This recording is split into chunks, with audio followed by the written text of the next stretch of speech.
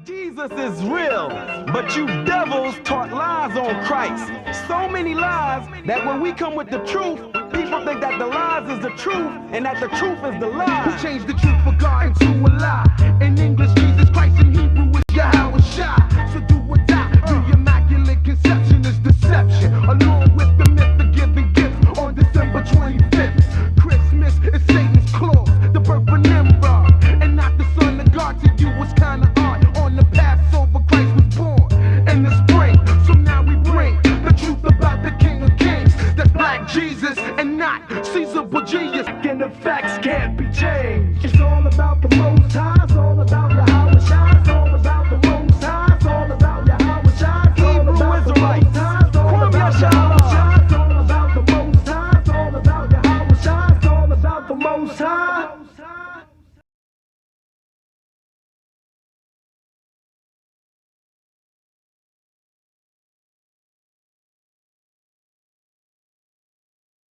Shalom, Israel. Shalom. All right, thank you for joining us again for another class here at ISBHPK, Israelite School of Biblical History and Practical Knowledge. We are here out of Houston, Texas. Our address is 8524 South Braeswood Boulevard. If you have anybody in the area, send them our address. Let them join in class. It's a little bit different than online if you're here in the Houston area. All right? We have a school in San Antonio. They've been there over 25 years. Their address is going to be 4219 Centergate Street, San Antonio, Texas. Again, 4219 Centergate Street, San Antonio, Texas. Their class days are going to be Tuesday through Sunday. Right? We have a school in Albuquerque. The brother Mashab is out there. Their address is 501 Copper Avenue, Northwest Albuquerque. They're doing great things out there, opening a new school, or, they used to have a school, but reopening it. Been out there for a couple years now. So if you have anybody in that area, their address is 501 Copper Avenue, Northwest Albuquerque. Here, our class schedule is Monday and Wednesday from 7 p.m. until 10 p.m. Friday night class is going to be from 6 p.m. until 9 p.m. And then we have Sabbath morning class from 10 a.m. until 2 p.m. or whenever questions or the reading is over on that Sabbath class. All right, we have classes in Austin. Austin will be announced. All right, if you have anybody in that area, hit us up. We'll give you the exact location of the Austin classes. We have kids class every Sunday, 12 p.m. until 1 p.m. This class is specifically for the children to get their mind adjusted and indoctrinated in this Bible and their culture rather than the culture of America, which is wickedness. So we have classes that are on the channel that's pre-recorded, so you can ride around. I know you got some of those screens in the back of your seats. Listen, you got the N-Dash popping. Pop the ISBHPK Kids channel on and watch that while you drive around or even in your household. This is definitely what the kids need to have in their brain, and what they need to meditate on is, listen, what did David look like? What was Solomon talking about? What was Christ doing? That's why we have that channel specifically for the kids. Again, that is ISBHPK Kids channel. We have our ISBHPK channel. When you have time, like, share, and subscribe. Share with your family members on your Facebook page, Instagram. Get the word out. We have a lot of in-depth classes on it that we make specifically for the followers, those that are here in class. Get the word out, all right? We have a blog talk channel. This is coming from Mashaba out of San Antonio in Albuquerque. His blog talk is going to be blogtalkradio.com/Mashaba. This is going to be from 9:30 a.m. until about 11:30, a 2-hour show. All right, this is Mashaba. Again, you can reach that at blogtalkradio.com/Mashaba, Monday through Friday, 9:30 a.m. The brothers out there in San Antonio and Albuquerque are doing a wonderful job with getting this word out via the classes that they do on that Blog Talk Radio, breakdowns that they have on there. We have brothers like Mashaba, you got Shalamah, you have Gabar on there, you have, Kawakab, that's via Guatemala, that you have sessions on there as well. So they have a lot of archive classes on there that you can look at, that you can actually drive to, you can save, and you can listen to it just like music. We're trying to get this word more accessible to you. So you have to take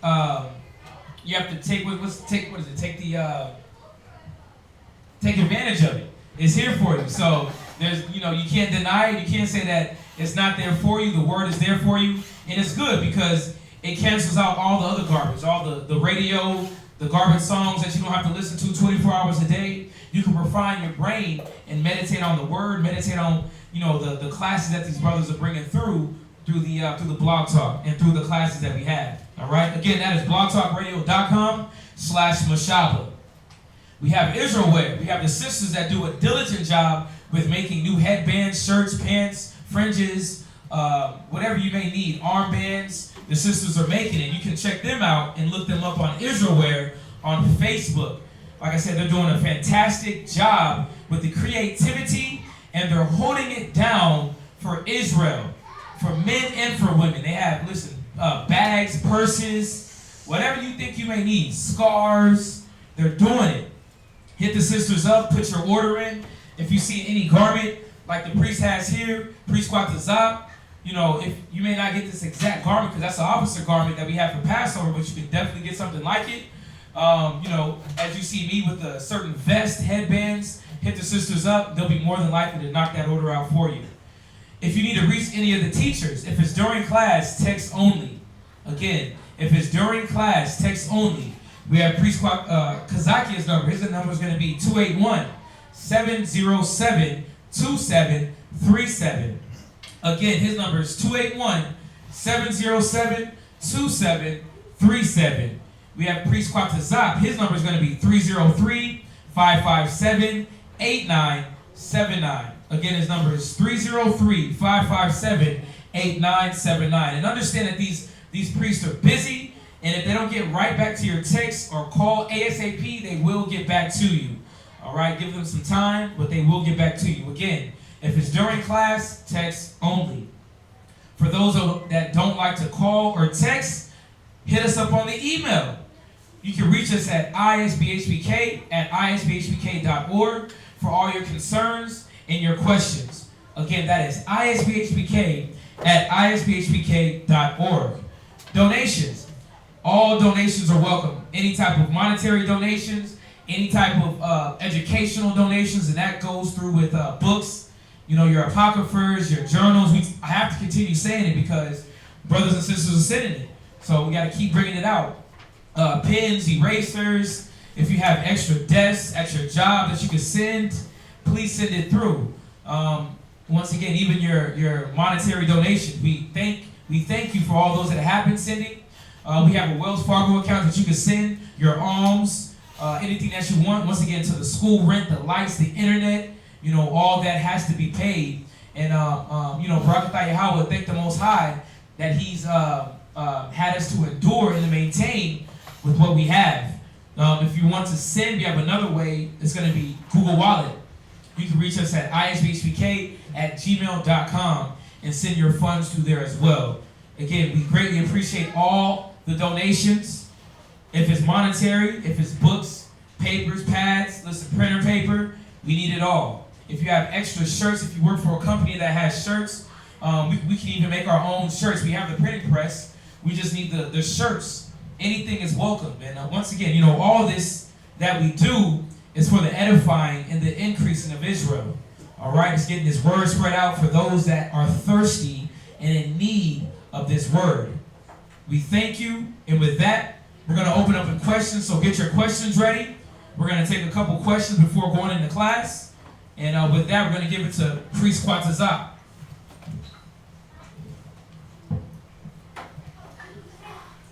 How y'all feeling? Tawab. Tawab. It is the Shabbat. Hopefully everybody's feeling good from the fast that we did, right? The nation fast. Hopefully everybody's feeling good after that happened. Hopefully the Most High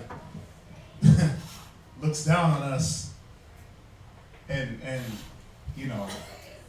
as a nation and blesses us for the unity.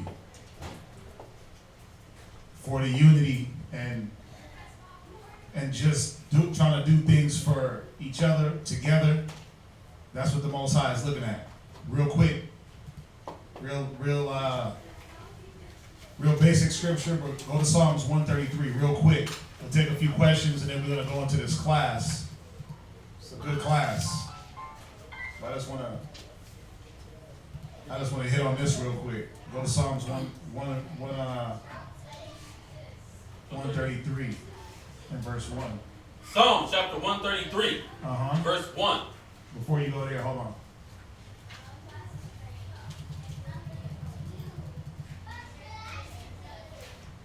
Go to Ecclesiastes 25 and verse 1 real quick.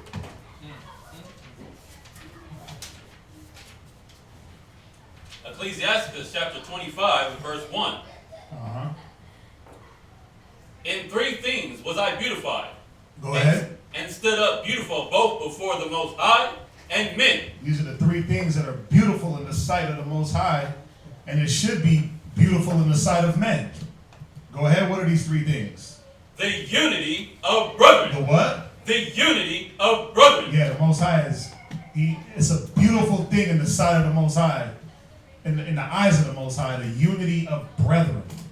So all the brothers and sisters that partook, nationwide, worldwide, I'm sure it was a worldwide thing, because the internet is worldwide. So when things hit the internet, they go viral. They go around the world.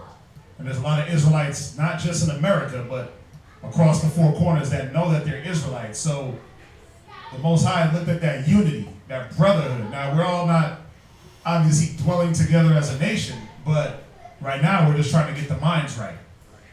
So the Most High was beautified in the unity of brethren. Go ahead. The love of neighbors. The love of neighbors. Come on. A man and a wife that agree together. Right. So these are the things that the Most High, this is what is beautiful in the eyes of the Most High. This is what the Most High looks at and he's proud of. Obviously, there's a lot of things that he looks at. He says his eyes are 10 times brighter than the sun. There's a lot of wickedness going on. So for us to come together as a nation and be able to say, you know what, whoever did it, we're going to put our gripes, put our different doctrine, put all that to the side and just fast for a day. Most High loves that. Real quick, Psalms chapter 133 and verse 1. Psalm chapter 133 and verse 1. Behold, how good and how pleasant it is for brethren to dwell together in unity. There it is again. The Most High says it's beautiful and pleasant that brethren dwell together in unity. Go ahead. It is like the precious ointment upon the head. What does ointment do for one that's sick? Ointment heals you. So the Most High said unity is like precious ointment. Go ahead. Upon the head. That ran down upon the beard. It's like that anointing oil that heals you. Read. Even Aaron's beard. Read. That went down to the skirts of his garments. As the dew of Hermon, and as the dew that descendeth upon the mountains of Zion. For there the Lord commanded the blessings, even life forevermore. Yeah, so the Most High, read that last verse again. As the dew of Hermon, and as the dew that descended upon the mountains of Zion. Come on. For there the Lord commanded the blessing, even life forevermore. Yeah, that's how we get blessed. We get blessed through the unity. So, hopefully the Most High is looking down and he sees that the nation is trying through all our through all the Facebook arguing, through all the beefing about doctrine, through all that, all the hypocrisies and heresies, through all that, hopefully the Most High is seeing that the effort that we're trying to take as a nation to come together. Yeah, what's up? You find the one I want? Set the video what?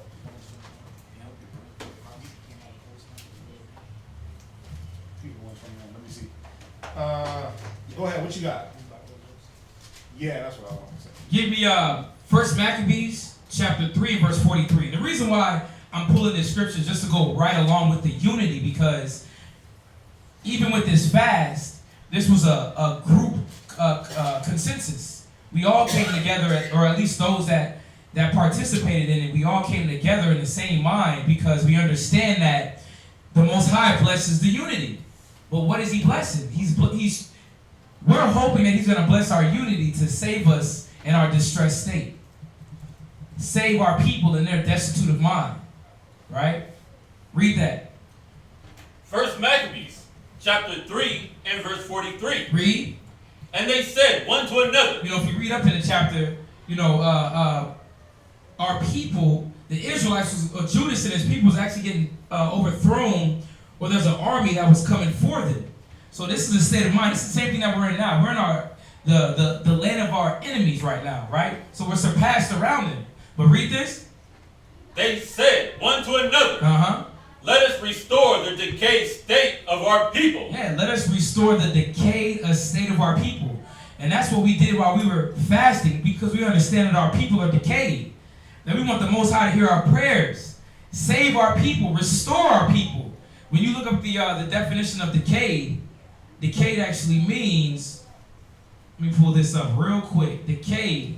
Because there's a reason why we're doing the things that we're doing. There's a reason why we did the fast. It just wasn't for ourselves. It just wasn't for, because I want to lose a couple pounds. We had a bigger purpose. 1 second. Read that again.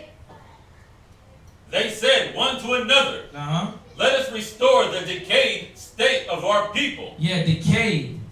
It means,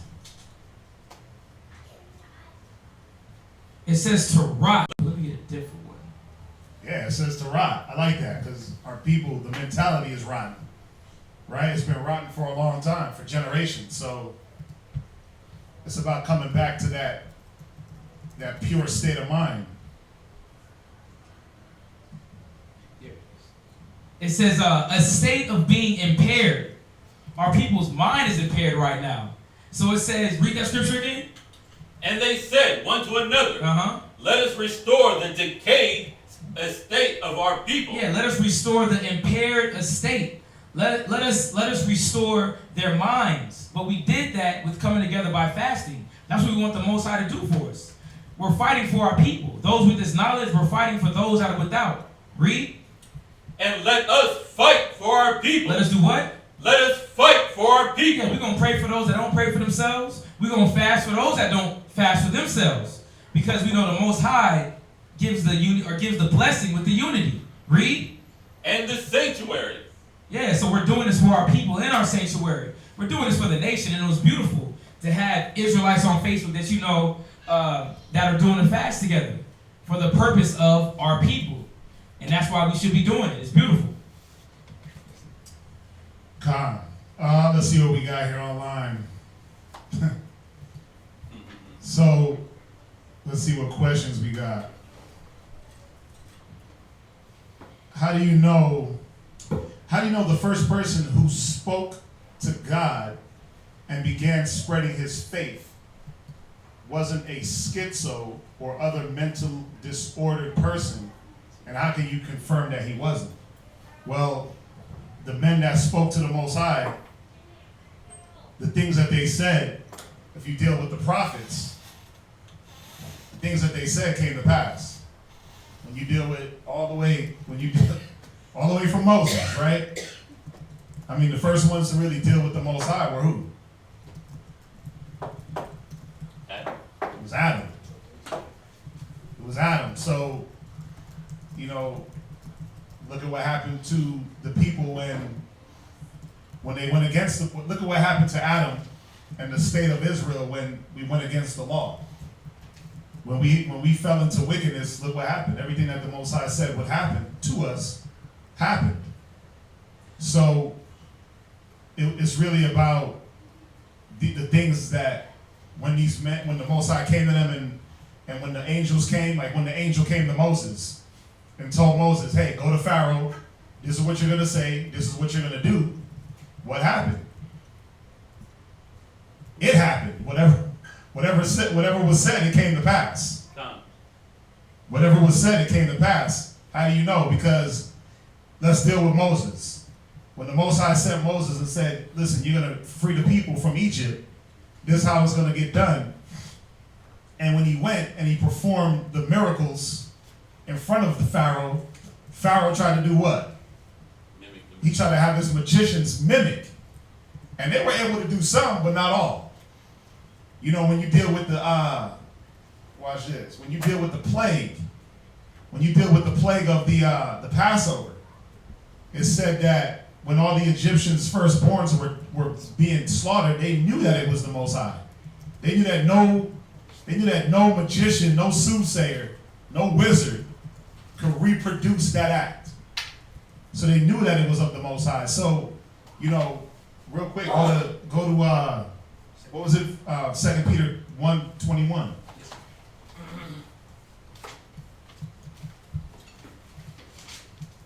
Because all these prophecies, when you deal in Deuteronomy 28, all the curses, those things were prophesied that they would happen.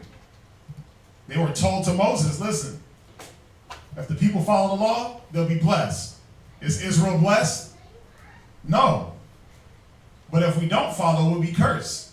So how do we know that Moses wasn't a schizophrenic or had any type of other mental disease? Because the things that Moses spoke about thousands of years ago, they're still happening. Deuteronomy 28:68 happened, right? You shall be brought to Egypt again with ships. That happened. That happened to the Israelites. We were brought to another nation via ship for captivity, and we were sold. So, how do you know one that says he's speaking to the Most High and he's a prophet? It said if what he's prophesying don't come true, he's not of the Most High. But read that real quick. Read 2 Peter 1:21. 2 Peter chapter 1, verse 21. For the prophecy came not in old time by the will of man. Right. See, this ain't the will of man. It wasn't just Adam wasn't just some schizo. Moses, Joshua. These men were some schizophrenics hearing voices. They weren't just hearing voices and making things up. How do we know? Because the prophecies that they spoke, they happened. Everything Moses said, it happened. Every time every time the Most High came to Moses and said, hey, you're going to go and take this land, send 12 men. And he did it, but they didn't do it the right way. What happened? Most High cursed them. Right? We didn't get the blessing. But every time we followed and did what the Most High wanted, because the Most High was coming to Moses, he was sending his angels, to Moses, angel of the Lord, Yahushai, right? Every time we were commanded to do something and we did it, what happened? We seen the blessing. Every time we were commanded to do something and we didn't do it, what happened?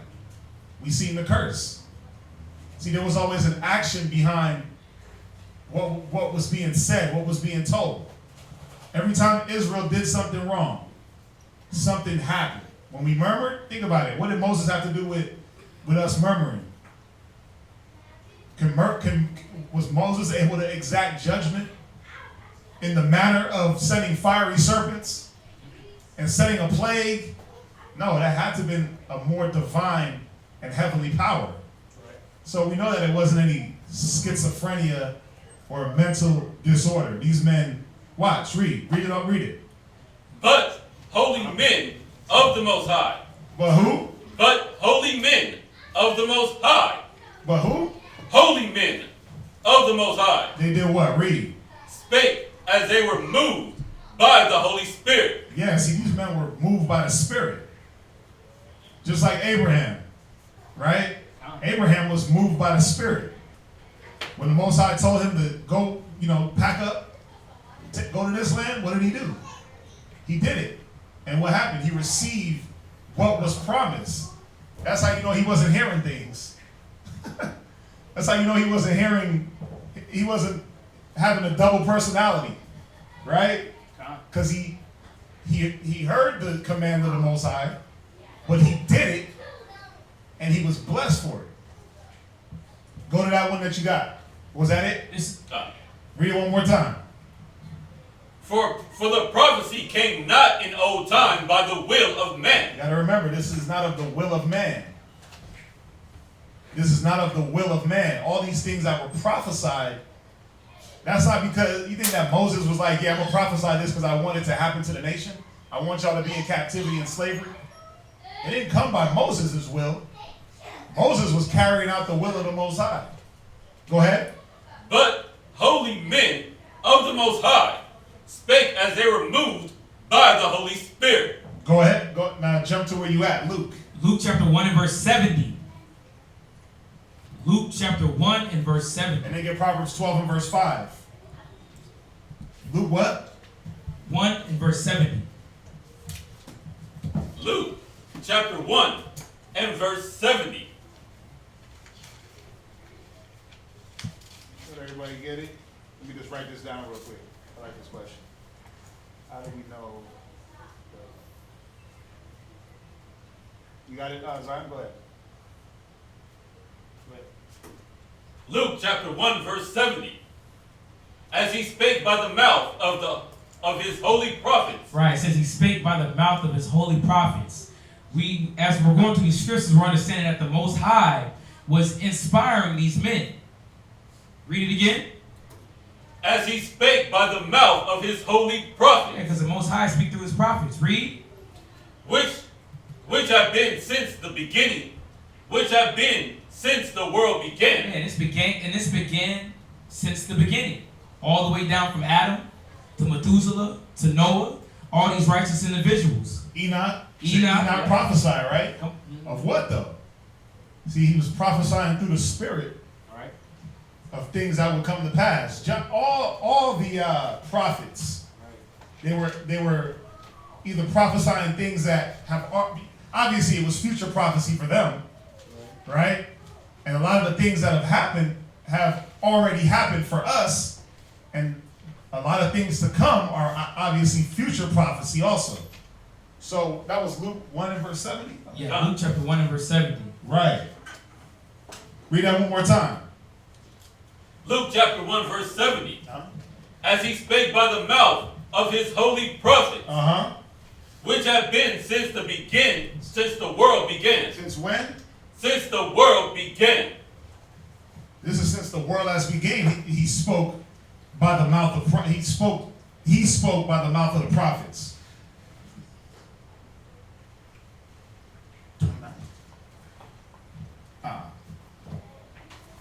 Go to what was the other one that I called? It's Proverbs chapter 12 and verse 5. Is that it? Proverbs 12.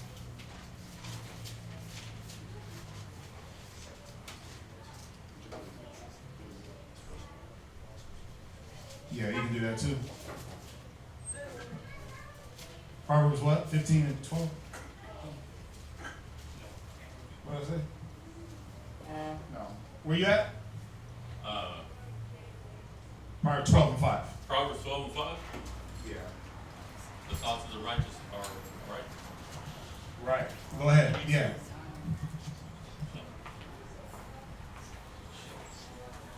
Proverbs chapter 12 and verse 5. The thoughts of the righteous are right. Yeah. So think about it. Who did the Most High deal with? Was Abraham not a righteous man? Moses, God. Joshua, Done. Caleb, all these different prophets. They were righteous men. Listen, let's be real. Adam was righteous. He made a mistake. He wasn't a wicked man. Adam was a righteous man. A righteous people. So, because how do we know? Because they taught the law to their children. They lived by the law. So it says the thoughts of the righteous are right. This is how we know it's right. Because now that we see it come to pass, whether it be blessing or cursing, and we can back it up with the scripture, we say, oh yeah, that was right. That was right from the Most High. That was right from the horse's mouth. Right? But via the prophets. Go ahead. But the counsels of the wicked are deceit. Yeah, but the wicked, how do we know that the men weren't They didn't have, what did they say? They weren't psychos? Oh, schizos and psychos and mental disease. Because it would be of deceit. They would be out, Moses would have been out to deceive the people. What was Moses always trying to do? Help the people. He was always trying to guide and help and show them the Most High. So it wasn't anything deceitful on Moses' part. Go to, what was the other one? Zion, what you got? Give me 2 Timothy. Timothy 3:16.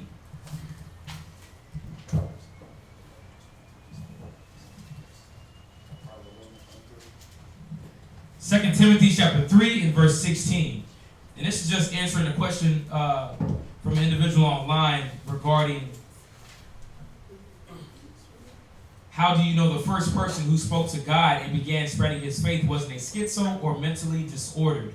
So we're showing through the scriptures that the men that spoke the word of God in his Bible was by inspiration. But read that. 2 Timothy chapter 3 and verse 16. 2 Timothy chapter 3 and verse 16. All scripture is given by inspiration of the Most High. Oh, it says some scripture. All scripture was given by inspiration of the Most High. Yeah, all scripture is given by inspiration of the Most High. Read.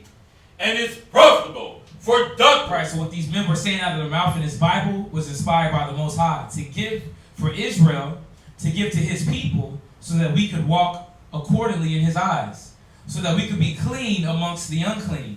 And that's one reason that's one way you know that these men weren't schizo, because what they were preaching was health. They were preaching life, not death. These other nations out here were the ones doing these abominable things, sacrificing their kids, eating abominable foods, whatever it may be. These priests and prophets that was in this Bible, read it again. All scripture is given by inspiration of the Most High. Read. And is profitable for doctrine. Yeah, for doctrine to teach others. Read. And reproof. Yeah, because that's how we knew that these prophets were on point, because they let us know what was wrong. They corrected us, because this book is for reproof. Read. For correction. Yeah, for correction as well. Get your mind right. What you're doing is not proper in the Most High's eyes. Read. For instruction in righteousness. Yeah, because that's all they were trying to bring us to, is righteousness. They were trying to get us away from our wicked ways. Read. That the man of the Most High may be perfect. Yeah, to be perfect. This book of law was to make us perfect. What the prophets were saying was inspiration of God to make us perfect. You want to pull out? Yeah. Hopefully that answers that.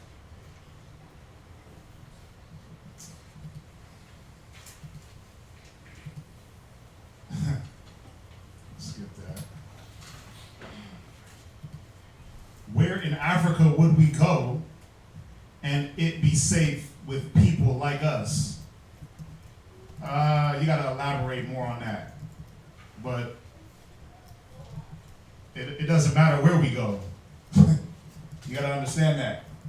We can't run from what the Most High has in store for us. There's no need to run to Africa. There's no need to run to Africa, because if you're under the curses, right? Go to Deuteronomy real quick. The only way to be safe is to get into the wisdom. Let's put it like that. The only way to be safe, it doesn't matter what land you're in, but elaborate more on what you're saying.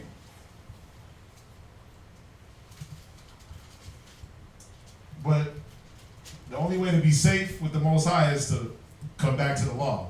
Right. How do we know? Go to Deuteronomy 28 45. and verse 45. I know brothers and sisters think like we got to run to a whole other land. First of all, the scriptures say we'd be delivered from the land of the north. So if we all ran to Africa, then the Bible's a lie. If every Israelite picked up and ran to Africa, or ran back to Israel, or where they say we got to go to Peru. Okay. They said we got to go to South America. Yeah. Right? That's the Holy Land. You see your face, you're like, what the hell's that? I didn't know Oh, there's a whole lot of filth online.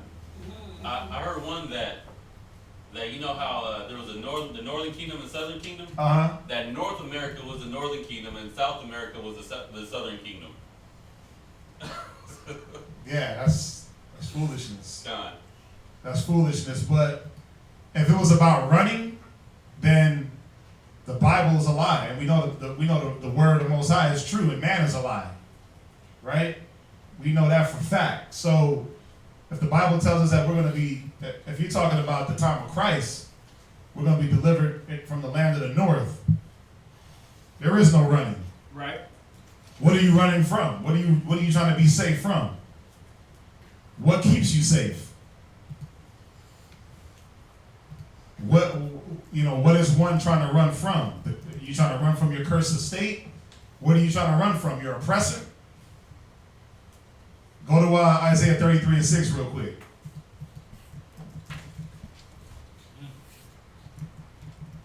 Go to Isaiah 33 and verse 6, and then go to Deuteronomy. Isaiah. Your only safety, your only stability, your only salvation, it's not running to another land. It's not going back to Israel. The land is polluted. The scriptures say heathen will possess your inheritance.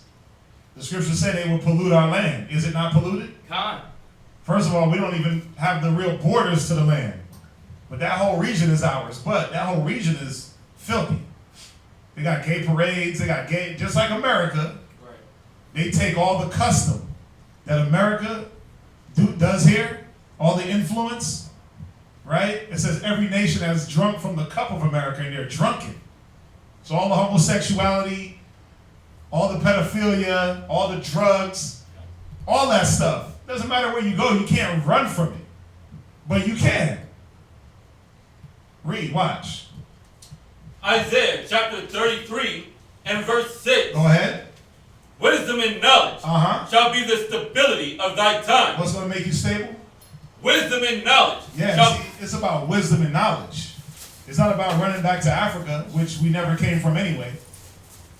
The scriptures tell us that Jerusalem is the motherland, but running to Africa, that's not going to do anything. That's not going to save you. It's not going to make you stable. It says what? Read it again. Wisdom and knowledge shall be the stability of thy time. Come on. And strength of salvation. Wisdom and knowledge is going to be the stability. What is it going to make you stable from? What is it going to save you from? The curse, being cursed. Because we know, go to Deuteronomy 28 and 45. Deuteronomy chapter 28 and verse 45. Uh-huh. Moreover, all these curses shall come upon thee, and shall pursue thee. They shall what? Pursue thee. Yeah, these curses are in pursuit of us. But if we run to Africa, we going to be fine? Read on. And shall pursue thee. And overtake thee. And do what? Overtake thee. Go ahead. Till thou be destroyed. Because thou hearkenest not unto the voice of the Lord thy God. Right, so it doesn't matter where you go. If you're not holding to the law, the curses are going to follow you wherever you go. So if it's about running to another land to run from your oppressors, you got oppressors in Africa. You got people in Africa that'll oppress you. It doesn't matter. You got to be sticking to the law. It's not about running.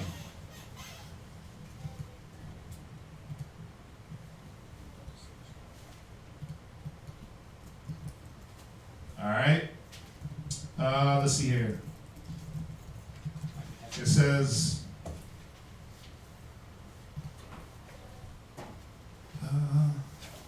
hopefully that answered that. I've been having health issues lately.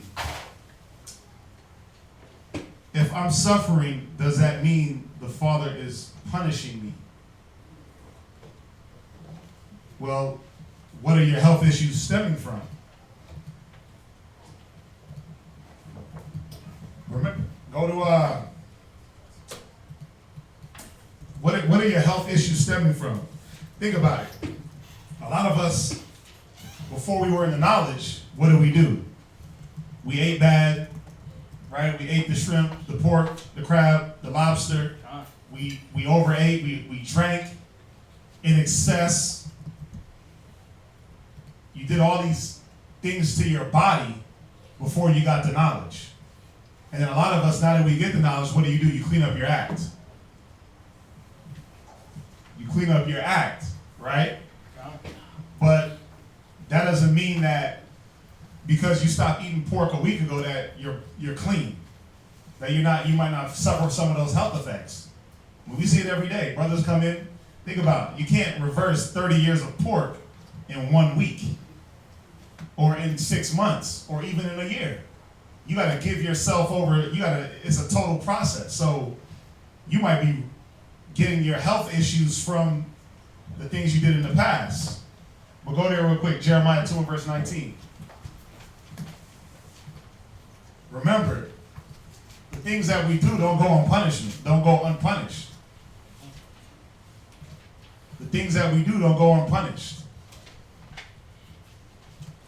Jeremiah chapter 2 and verse 19.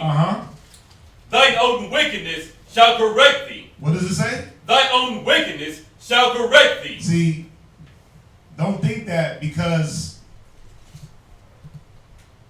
I think the thought is, well, I know I did some bad things in the past, and now that I'm stepping into the faith, stepping in as an Israelite, that nothing is supposed to happen.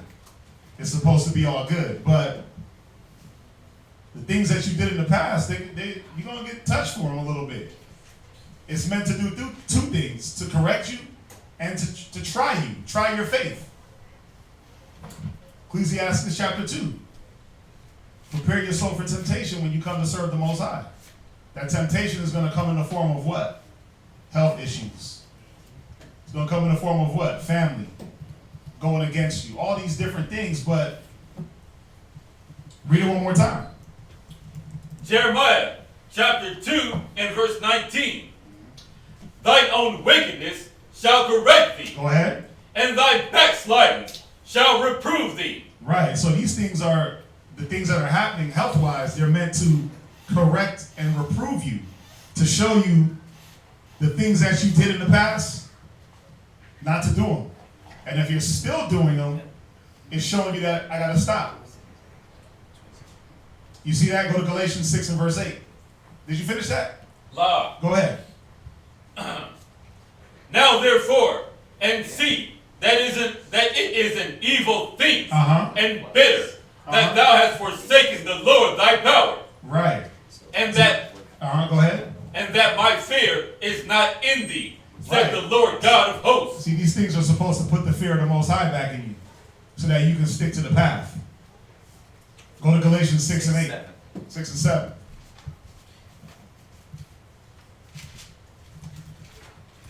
Galatians chapter 6 and verse 7.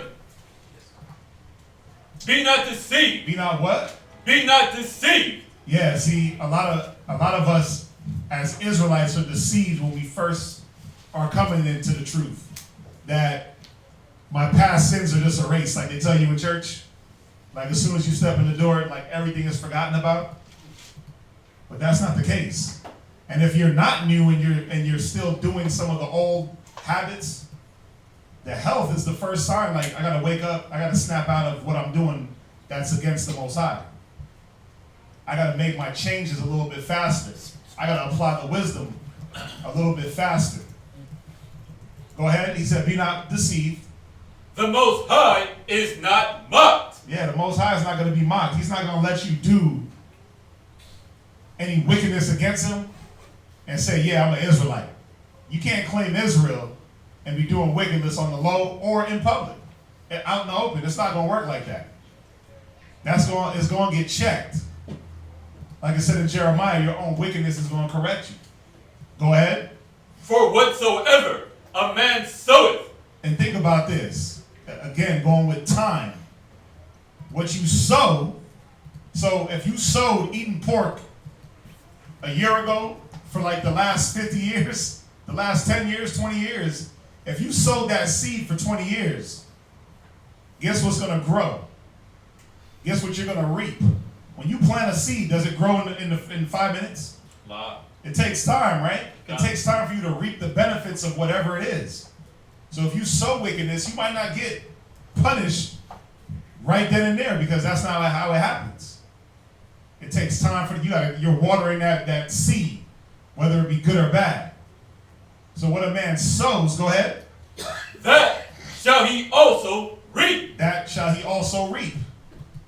So again, if your health is affected because of the things you ate, the way you used your body, and you just did it over time, it's just like a smoker. Think about a person that smokes. They destroy their lungs 30, 40 years, smoking, 20 years. Their lungs will regenerate themselves, but it's not going to happen because they stopped smoking for a week. Oh, I stopped smoking for a week, so my lungs are going to be back to 100%. No. You got to give yourself to fasting, prayer, to let your lungs regenerate. It might take 5, 6, 10, 20 years to get them back to 100%.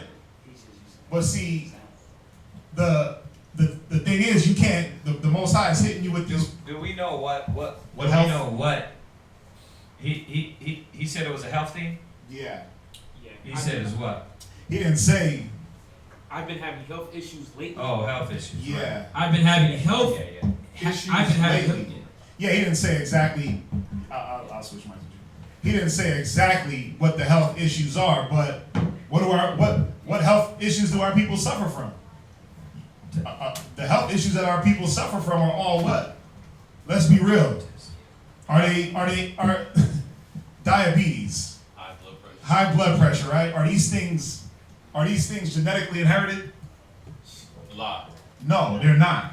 They're from generations and generations of bad eating and putting the wrong things in your body. Diabetes, high blood pressure, that's not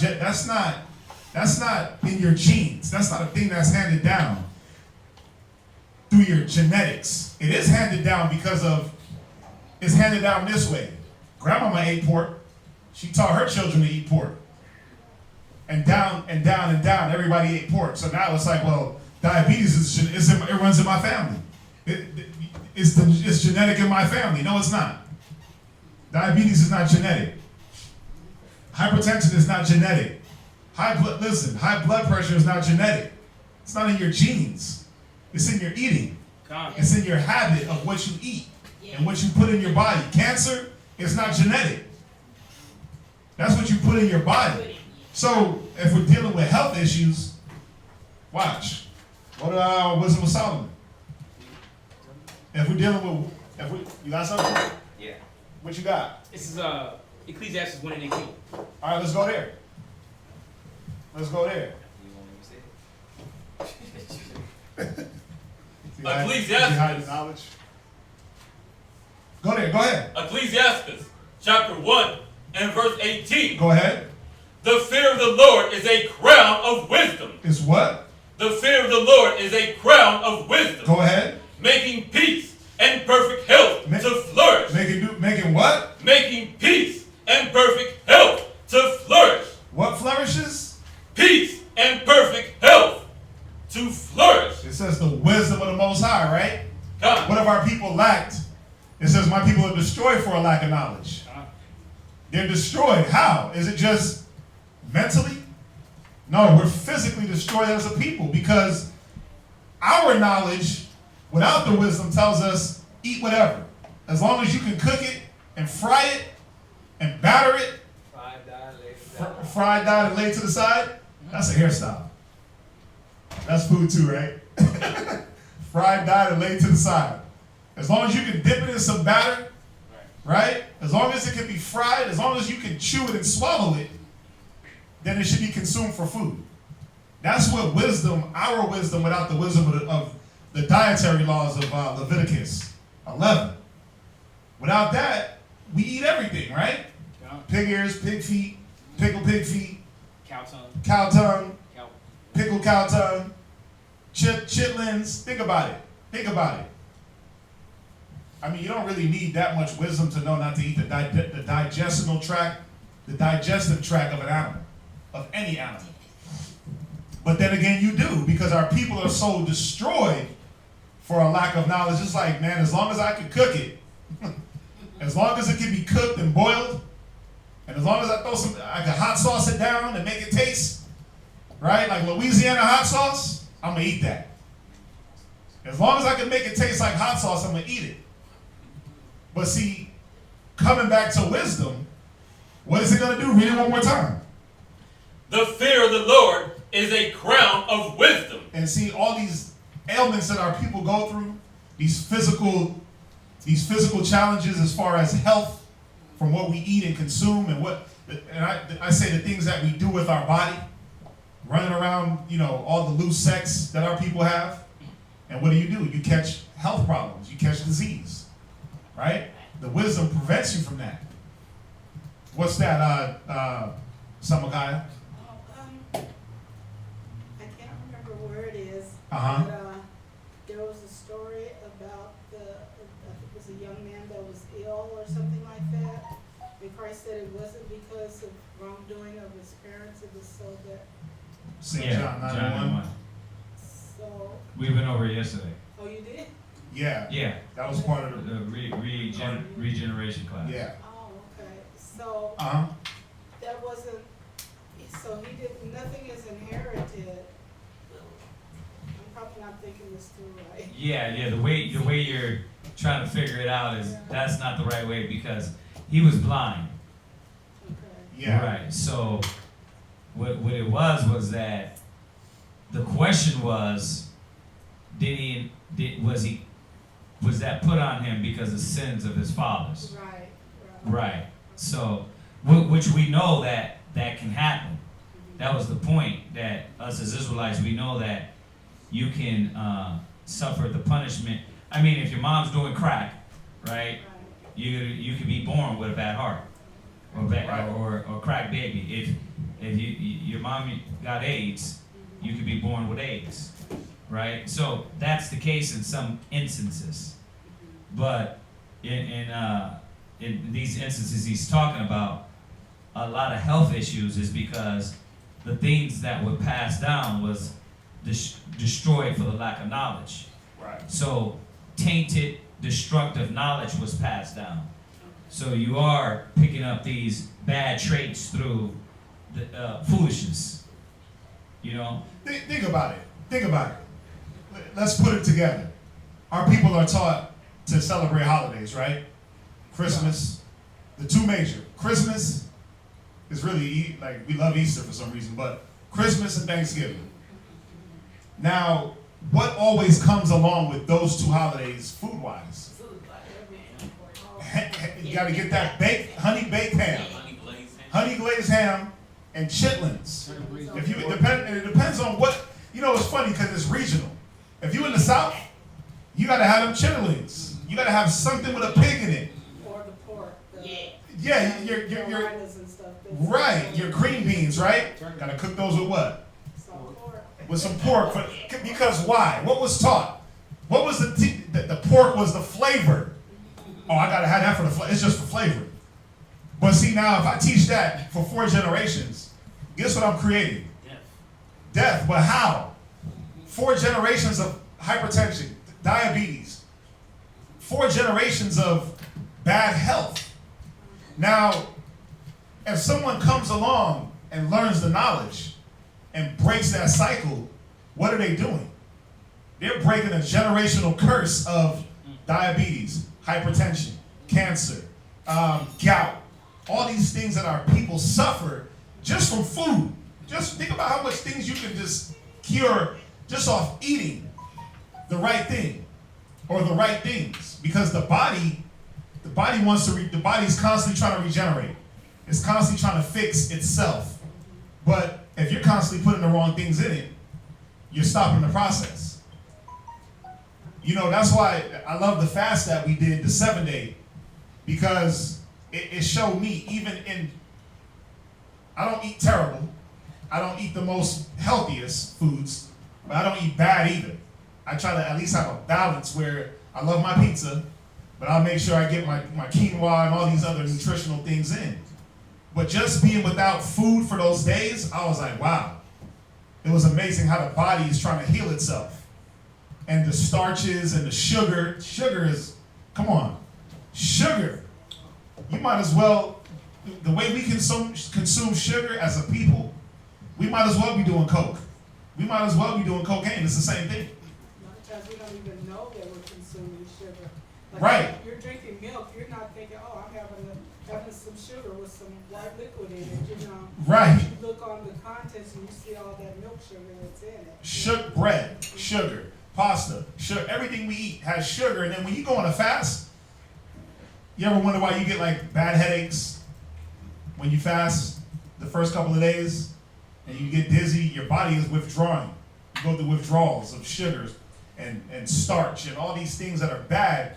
And now your body is like, okay, I gotta repair it. I gotta repair me. So we see how bad just food, dealing with food, that's where a lot of our health issues stem. But the bad eating comes from lack of wisdom. Watch, go to Wisdom of Solomon. Were you done with that? Or did y'all have something? Yeah, Wisdom of Solomon 13. Come on, man. Don't be stealing it. Wisdom of Solomon Don't 13. be stealing it. Wow. No, boy. It's I just had it real quick. It's Wisdom of Solomon 1 and 14. I'm sorry. Wisdom of Solomon 1 and 14.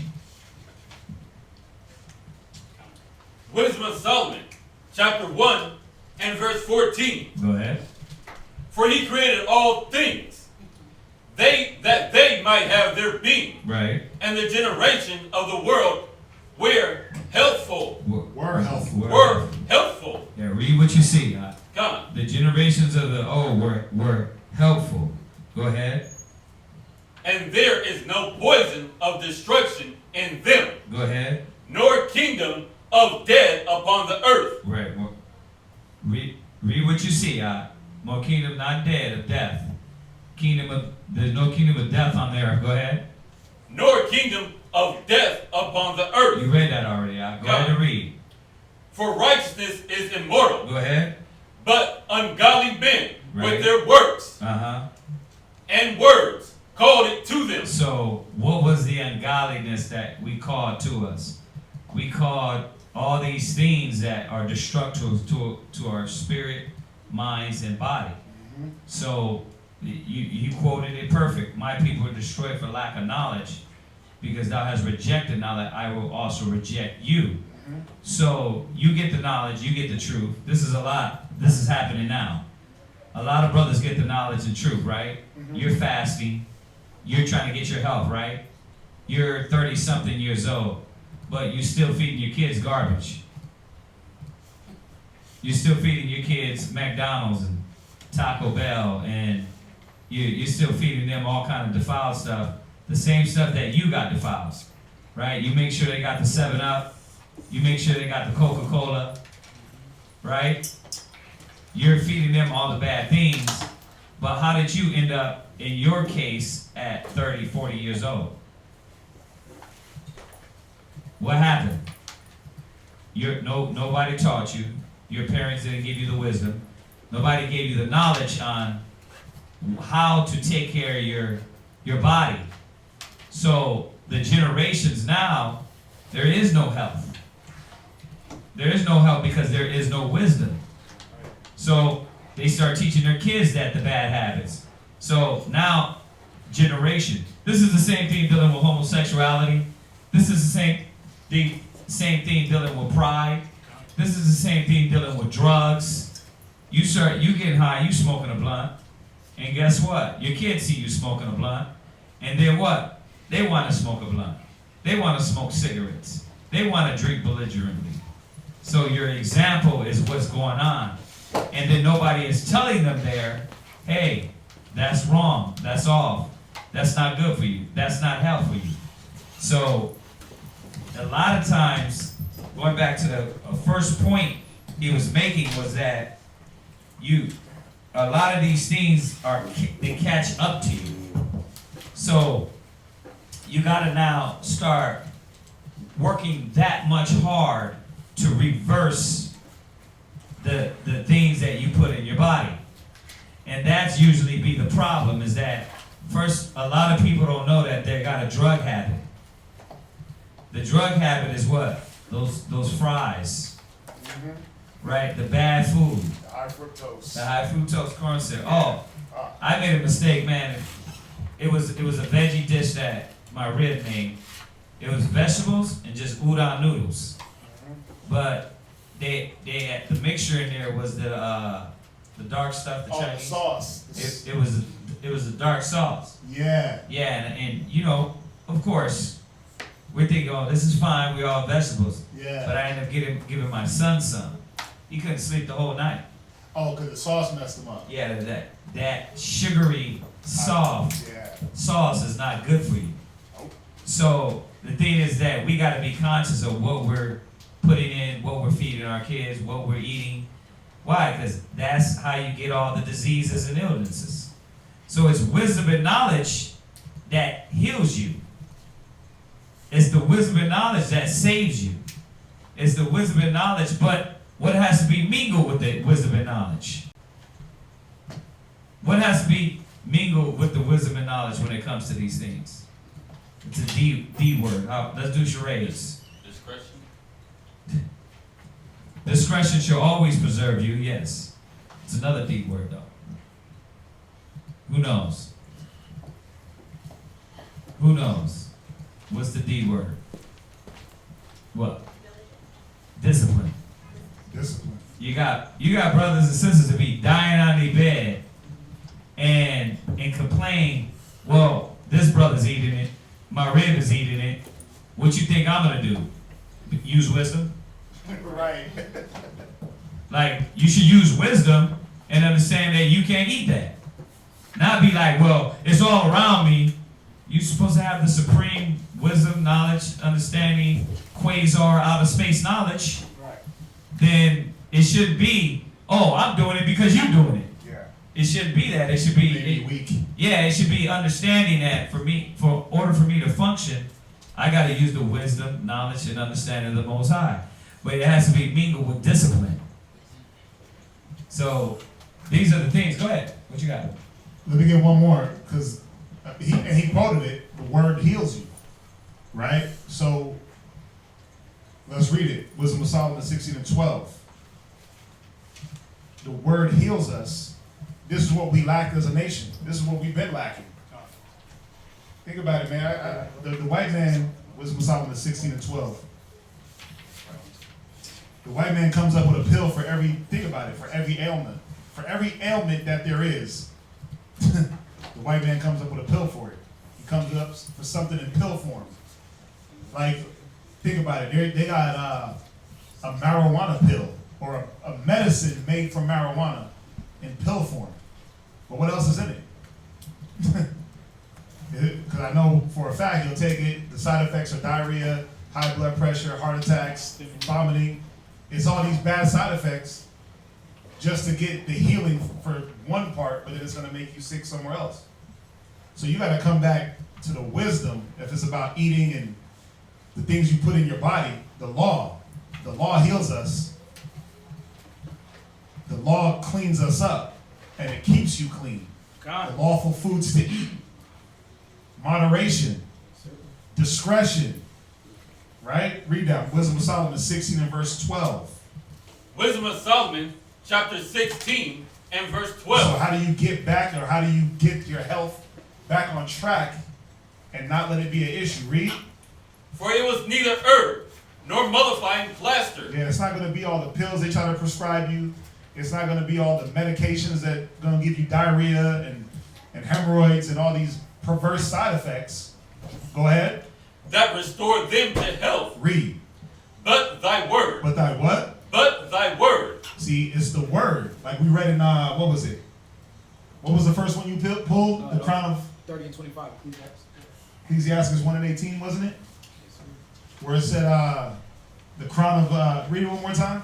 Ecclesiastes 1 and 18. Because this goes right along with it. Read it for me, Zion. Ecclesiastes chapter 1 and verse 18. Uh-huh. The fear of the Lord is a crown of wisdom, Go ahead. making peace and perfect health. Yeah, you see that? That's going to bring you back to that perfect health.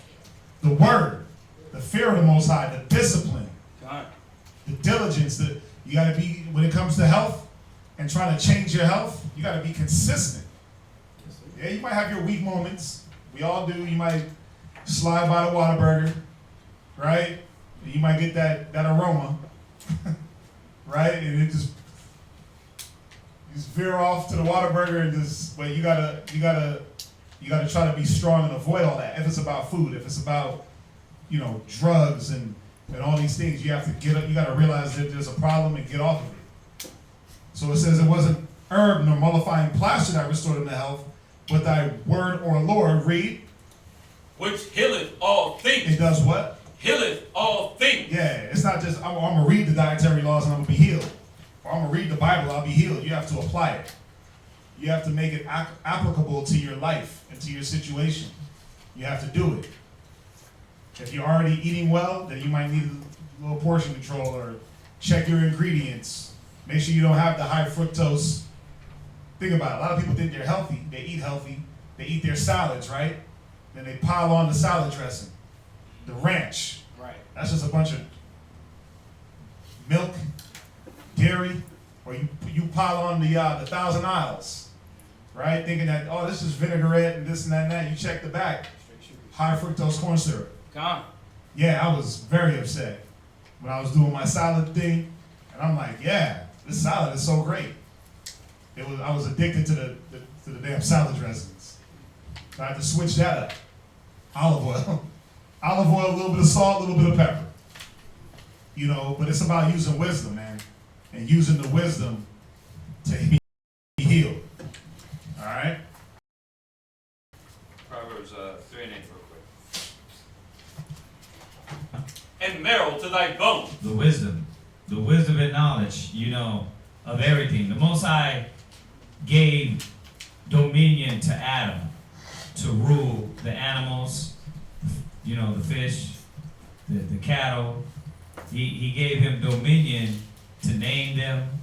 He gave dominion over the seas. He gave dominion dealing with the herbs, the trees.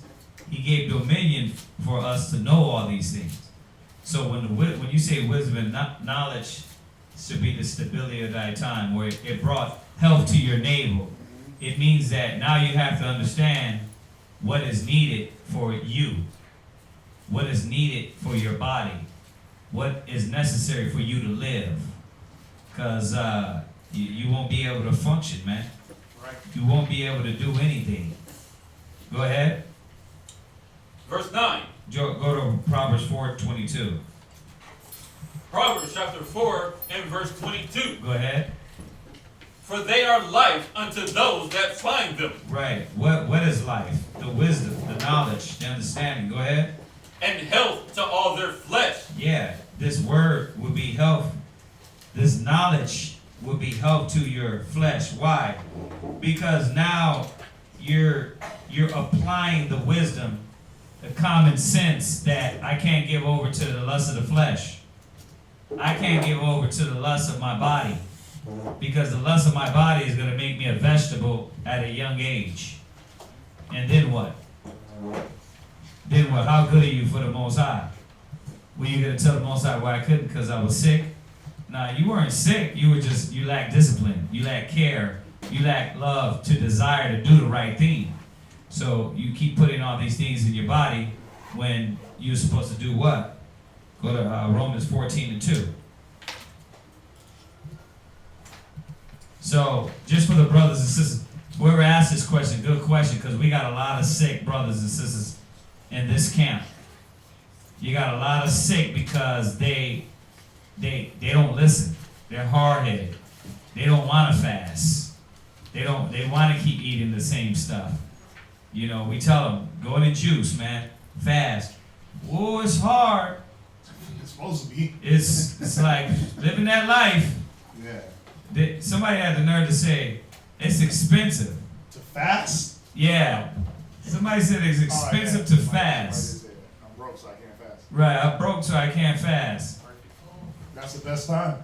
Yeah, exactly. Yeah. Go ahead and read that, Proverbs 14:2. Romans chapter 14 and verse 2. Romans 14:2. Go ahead. For one believeth that he may eat all things, Another who is weak Uh-huh. eateth herbs. So when you're weak, you what? Eateth herbs. You gotta eat herbs. Time. That's nasty. That's what your body is saying. Time. Your body is telling you what? It's time for you to eat herbs. Because why? You messed up your whole life.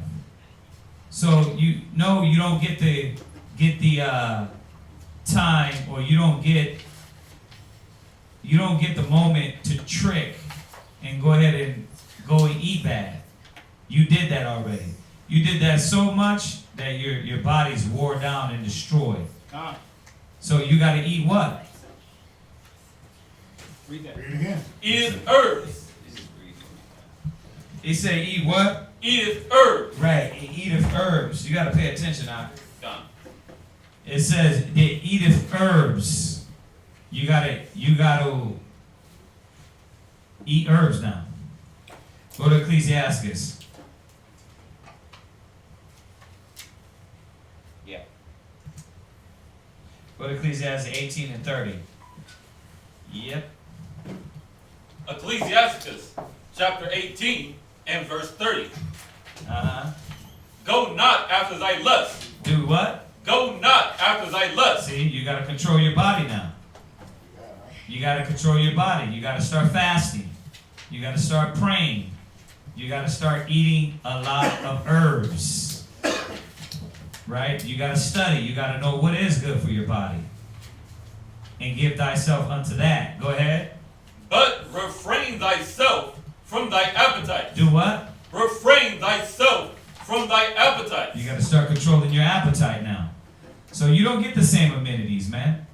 You get herbs till you reboot your body, till it get back in order, so you can live and function like a regular human being. But if you don't, what's gonna happen? You're gonna keep decaying. You're gonna keep falling apart. So, answering this question, right back to Jeremiah, the scripture says, "Thine own wickedness will correct you." You did all this all your life. Then you come in and you don't understand that it's catching up to you. Then when you get the wisdom, are you going to add insult to injury? You get the wisdom and knowledge, but you're going to be like, why do I have to live like this? I don't know. You did it. Nobody did it to you. You did it. You started to eat bad and not take care of your body. You see that? Con. Y'all see that, sisters? Go to Ecclesiastes, jump to verse 21. Verse 20. Read to 20. Verse Read 20. 19. Verse 19. Uh-huh. Learn before thou speakest. Uh-huh. And use physic over, Physic, or ever thou be sick. So the scriptures is showing us is that you gotta understand you're sick now. So you gotta do what?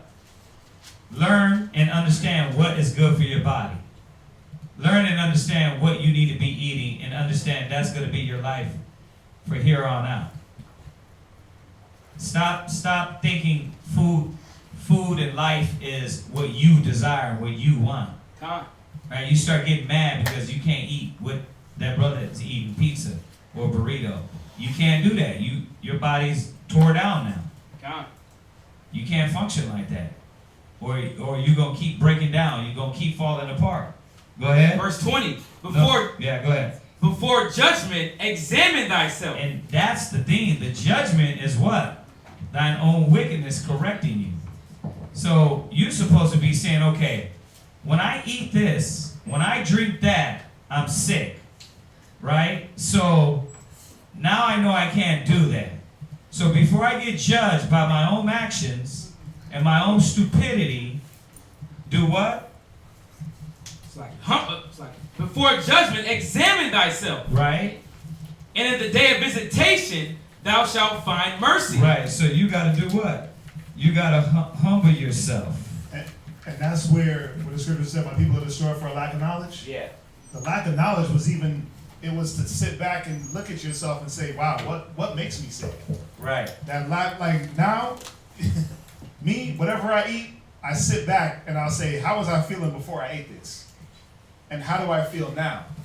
How does my stomach feel? Am I sneezing? Is my nose running? Do I have allergic symptoms, allergy symptoms? I know I shouldn't be eating cheese. Cheese gives me headaches. It also makes my nose run. I can't be eating burgers. That definitely just does it. Sets it off. Nose running, everything. See, but my people are destroyed for a lack of knowledge. You don't even take the time to sit back and say, wow, this food that I'm eating is affecting me a certain way. But now that you have the wisdom, you should be able to sit back and say, wow, okay, when I drink milk, my face turns into a big pus ball. Or when I eat chocolate, you know, my face breaks out. Or when I eat certain foods, you know, my diabetes flares up. My gout kicks in. My hypertension flares up. My arthritis kicks in. So now I got to figure out through wisdom, what is it that I need to take? What I need anti-inflammatories. I need this. I need that. What fruits and vegetables hold these properties? What herbs can I take to calm down whatever symptoms I'm feeling? And you know, obviously you want to at the end eliminate all these things. Mm-hmm. So read that verse 20 one more time. Verse 20. Before judgment, examine thyself. Yeah, so now that you have the wisdom, you're supposed to do what? Examine thyself. And in the day of visitation, thou shalt find mercy. That's where that mercy comes from, when you can examine yourself and say, wow, okay, I'm not going to do what sets off all my health issues. Right. I'm going to have discipline. Right, read on. Verse 21. Humble thyself. Do what? Humble thyself. But you got to be humble. Mm-hmm. Like our people, they're prideful as hell. Mm-hmm. You know, it's like you're on your dying bed and you won't humble. You got to do what you got to do. Because it's all inherited. Yeah, it don't work like that. Well, it does, but watch what the scriptures are saying. Go ahead. Humble thyself before thou be sick. Yeah, you're supposed to be humble yourself, because you can see that if I eat this, if I partake in this, this is going to get me more sick, right? Go ahead. And in the time of sins, show repentance. Yeah, meaning that you know you're doing wrong by being prideful, by being stubborn and rebellious, but you rather be sick than do what you're supposed to be doing. Go ahead. Least nothing hinder thee to pay thy vow. Right, you got a vow to pay. You vow to the Most High that you're going to do this service and do this work. So what's hindering you? Your lust, your flesh? Oh, I can't do that. Why? Because you want to eat wrong. You don't want to take care of your body. I can't move and I can't function. Why? Because I want to eat what I want to eat. And then what has to suffer? The work of the Most High. Why? Because you want to eat what you want to eat instead of eating herbs. Go ahead. Let nothing hinder thee to pay thy vow in due time. Yeah. See, you got a vow. The vow is that you said you were to present your body as a living sacrifice. Holy and acceptable. Holy and acceptable. But you can't complete that vow. Why? Because you want to keep eating garbage.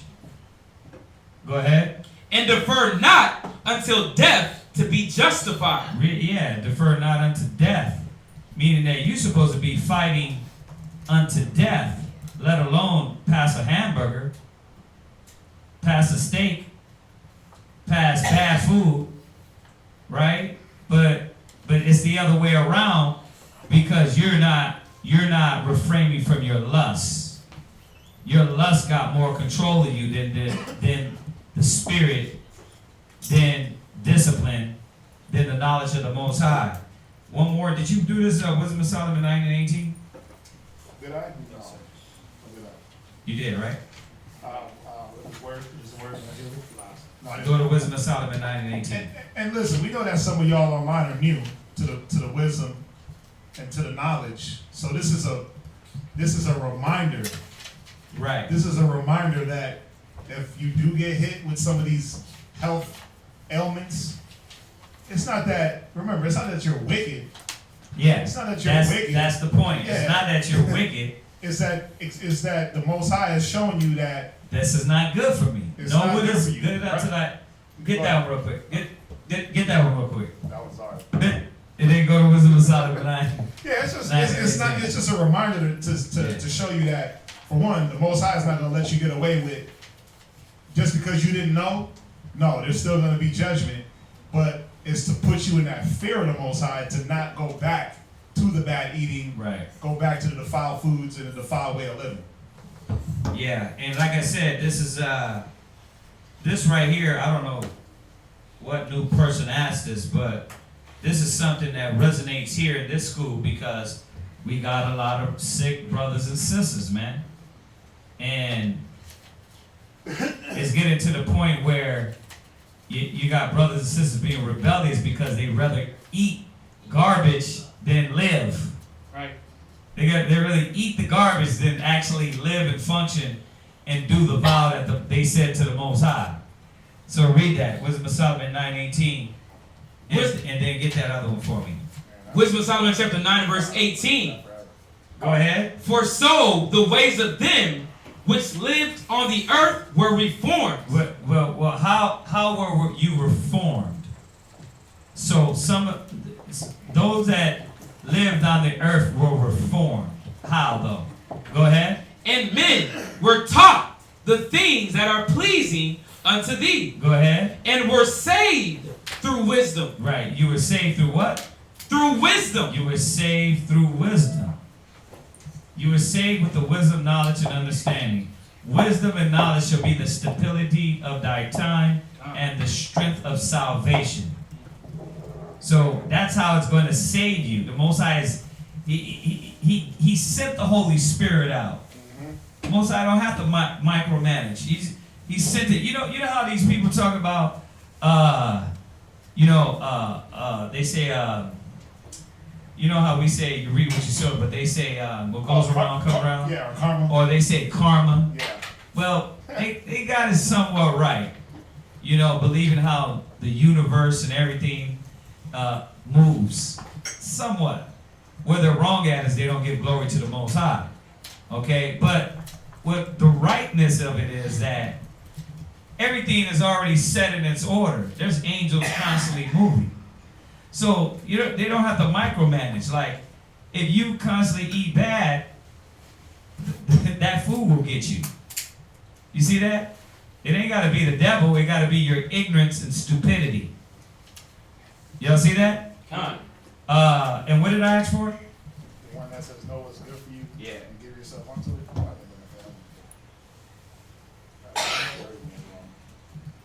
Ecclesiastes 37 and 27. Is it? Done. Go ahead. Ecclesiasticus chapter 37 and verse 27. Loud and I powerful. was wording it wrong. Yeah. My son, prove thy soul in thy life. Right. So this is the point. That a lot of brothers don't want to prove themselves. You know, they don't want to realize, brothers and sisters don't want to realize that this got the soda, the food, all these things got more power over you than the Creator. The meats. That's why it said perform your vow. Because what's the vow? The vow is thou shalt have no other gods before me. Come. But your God is what? No, I'm going to eat till I'm sick. I can't function. I can't sleep. I can't move. And then we'll be like, okay, grab your bags, let's go. I can't do it. Can't do it. Why? Because I'm not disciplined enough. I don't got enough wisdom to understand what the Most High is trying to show me. That them that are sick eateth what? Herbs. Them that are sick eateth what? Herbs. Them that are sick eateth what? Herbs. Them that are sick eateth what? Herbs. Yeah, that's it. If you're sick, you eat herbs. That's what's going to heal you. That's what's going to change you. That's what's going to get you better. If you're sick, you eat the right thing to heal you. Go ahead. And see what is evil for it. Right. You're supposed to be seeing what is evil for it. Right? Oh, this is not right. That comes in that examination. Yeah, exactly. This is not right for my body. This is what's tearing me up. This is what messes me up. Like me, I drank so much in the past. Now when I drink, it's just terrible. Get the shivers, get the shakes, right? You know, you feel more, like it's not like, you know how when you first started drinking, it was like, okay, I drank, cool, little buzz, fine. But when you overdo it, what happens is now your body is just totally rejecting it and resisting it. So now I gotta know, I drink maybe once every few months, a beer here and there. When back in the days it was gallons of Hennessy, gallons of Remy. Why? Why can't I do that now? Because I didn't use discretion. I didn't use wisdom. So now I can't drink like that. You know, and you know all these Netflix series, they all be having a cup of wine. You know what I mean? Yeah. Or they, for some reason, everyone is this, maybe it's me, maybe I'm picking that up, but they got the cup and then they always pour some liquor in there. Yep. And the ice in there is really soothing to it. You can see. You can hear it. And you can hear it, and you look at them like, dang, I wish I could casually drink like that. Yeah. But I can't, because what happened is, I didn't examine myself, and I didn't see that I was overboard. So now, coming back around, I can't drink like that. That's nobody's fault, that's my fault. Mm-hmm. Israel don't want to see that it's your fault. But it doesn't supposed to stop you from paying your vows, doing your work. You know what I mean? Some of you sisters got eating habits. Problem with eating habits. You know, you eat and you cry. You know what I mean? You don't want to look like you look, but you don't got enough of discipline and commitment to the Most High to what? Eat what? Herbs. He that is sick, eateth what? Herbs. Yeah. Eat a salad. Well, I don't like salads. I gotta have the bad dressing on there. I gotta have the high cholesterol. The high fructose corn syrup dressing. Yeah, I want to have a bag of candy next to the bed and eat all that, then cry afterwards. Why? Because my stomach hurts, and because I know when I look in the mirror, I'm not happy with myself. You're not happy with yourself because you're not doing, read it from the top. My son, prove thy soul in thy life. Go ahead. And see what is evil for it. You're not proving your spirit. You're not proving your soul. You're not coming back and saying, you know what, this is wrong. This is off. You know, I lost my confidence. Why? Because I'm eating bad. Right? But I don't want to get dressed in front of my husband because I'm what? I'm eating bad. But you won't stop eating bad. So what's important to you? Pleasing your husband or pleasing you? You're the type of person you can stay up all night, right? Get up in the morning, stay up for 3 hours a day, get up and then have energy and function, right? You can't now. Why? Read it again. My son, prove thy soul in thy life. Because you're not proving your soul. You're not proving your spirit and understanding that that's not good for you. Go ahead. And see what is evil for it. You know it's evil for it. You know the late night Taco Bell is evil. You got brothers like, the eternal cough, the eternal itch. Just dry, yeah. Yeah, it's like, you got to clean out your anus cavity. You got your anus hole is backed up with all kind of meat because all you do is eat meat. But here's what's going to happen. You ready? Come on. Here's me being a psychic, right? Because that's what people think it is. No, it's not. It's not being a psychic. It's reality that you did it over 40 years of your life. What happens in the 50th year of your life? Your body starts to break down. Reap all the benefits. Yeah. Of the meats. Oh, you're philandering, and then you start getting sick. Then you start getting physical illnesses. Then what happens? Then you get mad because the body presses down on you. And then when you're required to be a husband, be a father, be a leader, be a teacher, you can't do it. Why? Because you didn't examine yourself and say, you know what? Dang, that brother told me to stop eating all this way back. He told me I was excessive with my meats. He told me I was excessive with my liquor. He told me I was excessive with too much candy. He told me. So now it's your own wickedness will correct you. Go ahead. And give not that unto it. Yeah, you're supposed to be, because that's how it is in my household. You know, with my ribs, I'm like, I'm not going to fight over what you eat anymore. You want to eat bad, go ahead. Don't complain to me, though, when your menstrual cycle, you're supposed to feel like a 2, but you're on 20. Oh, yeah. Why? It's heavy, heavy, heavy. Why? Because you're eating all these hormonal foods and messing up your body. So don't come crying to me when your menstrual cycle feels like you got a sword in the middle of your gut. Yeah. Because you didn't look and examine yourself. Don't come complain to me when you feel drained all day, every day. Whoever worked out in here, raise your hand. Yeah, whoever worked out. No, raise your hand up. Yeah. See, all right, so everybody that's worked out, you know that when you work out, how do you feel after you work out? Obviously drained, right? Well, also, how do you feel the next day? Sore. What else? Energetic. You feel energetic, right? So your body is telling you, you need this to boost your body energy. If you sit your big ass behind a computer all day, every day, eating defiled foods, eating bad foods, eating takeout, and then come back and say, well, you know what? I don't know why I'm unhealthy. I don't know what's wrong with me. Because you keep eating all these bad foods. You don't got no discipline, right? Oh, how about this one? Listen, I'm going to run with this, so y'all bear with me on this. I'm going to run hard with this one. And real quick, all it is lemonade. What you got in here? Water? Oh, yeah, It's just water. yeah, everybody thinks, You're like, you got a Sonic cup. nah, this is just water. It's just water.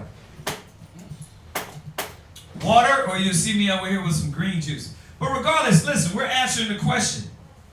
See, We're answering the question. The question is, did I not use me as an example for drinking? God. Okay, so I'm not, well, no, don't get your feelings hurt, because this is about the nation. Okay, and nobody's, let me give the disclaimer. Let me dial it back a little bit. Let me dial it back. Let me say this. I myself am guilty of being a beast. I also. Of lack of discretion in what I eat, what I drink, and all these things. That's why I gave you my example. My theme was liquor. And now I can't do that. But I learned my mistakes from liquor. So the scriptures still stand. This is what I got to keep saying a lot this week. The scriptures still stand. For us to take care of our bodies, we have to learn these essential things that the Most High told us. That's it. So regardless of how your feelings are getting hurt, you understand? It still stands. If this is a pile of high fructose corn syrup, what's gonna happen? You don't drink that? I'm gonna drink this and teach you and become a reprobate because why? I'm eating bad. So it don't mean the scriptures are wrong. You understand? So, but through experience, I can tell you this. I learned from my mistakes. I learned that eating bad and eating everything I want, eating everything I like ain't gonna help me. You see that? So even I told y'all before about sometimes I go through these sunflower seed things, right? Where I have a bag, the big bag of sunflower seeds. But I know how to turn that on and off. Like that was 2 months ago. I was hitting the sunflower seeds for like a month straight, and I was like, my joints started to cringe up. My head started to hurt. I was like, nah, this demon, it's too much. It's too excessive. So you don't see me with the sunflower seeds. So you gotta examine yourself. Prove your soul. Prove your own self. What is good for you? Go ahead. Verse 28. For all things are not profitable for all men. You see that? Everything's not profitable. And then another brother can come here. And this is where the young men go off. They can come in and they can eat McDonald's every day. And nothing will happen to them. Right? But you're 40. You're 35. You're overweight. You got high blood pressure. You got things breaking you down already. You can't do what that 25-year-old boy is doing. 19-year-old. 19-year-old. You can't do that. When you're young, you can eat, man, come on now. When we were young, you can eat all that garbage and what? Get up the next day and run like it ain't nothing. Now, it ain't like that. So you got to know what is good for you. Go ahead. Neither has every soul pleasure in everything. Right, because everything is not for everybody. And when it comes to time to where you got to go ahead and dial it back and know that you've given yourself over to too much in things that were in excess and it's coming back to get you, that's when you got to say, dang, let me wake up. Let me use the wisdom of the Most High. He deals with discretion, balance, wisdom, humility, not giving yourself over to the flesh. So that's it on that. We had enough. All right, so we're going to go into this class on the heavens, the three heavens. Oh, they have one more? Should we let the doctors circumcise our sons when they are born? Yeah, that's the only way you're going to get it done. I mean, unless you know how to do it, but listen, let the doctor do the physician is there for a reason. Go there. Ecclesiastes 38:1. Ecclesiastes chapter 38 and verse 1. Honor a physician with the honor due unto him, for he uses which ye may have of him. Read it one more time. You gotta read what you see. God. Read it one more time. Honor a physician with the honor due unto him, for the uses which ye may have of him. For the uses of which you may have for him. No, unless you know how to circumcise and not cut off your son's member, use that physician. That's one of his uses. That's what they do. They got surgical precision, right? And unless you're like David, you capturing hundreds of foreskins, you leave that to the doctor. That way you don't cause any injury to your child. So yeah, you got to use these physicians. You got to use them for a lot of things, man. You know, even just dealing with the topic of being sick and health. Check this out. Jump to verse 15 real quick. Jumping back to the topic that we just jumped off of, I want to end it with this scripture, Ecclesiastes 38 and 15. Read that, because this is what happens to a person that they get sick, they eat, they don't listen. This is what's going to happen. Read. Ecclesiastes chapter 38 and verse 15.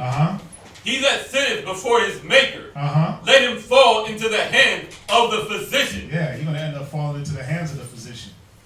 So now he's going to have to do what the physician does. You know, whatever it may be that the herb, you get to that point where the herb can't heal you and all these different things. Now you fall in the hands of the physician. But yes, let your doctor do the circumcision. Let your doctor do the circumcision. Yeah, so thanks a lot. My spirit really needed this lesson. It helps a lot. So I think we definitely hit the point. Yeah. I don't know if you want to go into this one. Steps to reconcile marriage. Close to the middle of the phone. And then cold feet and time to read it. I'm listening. So.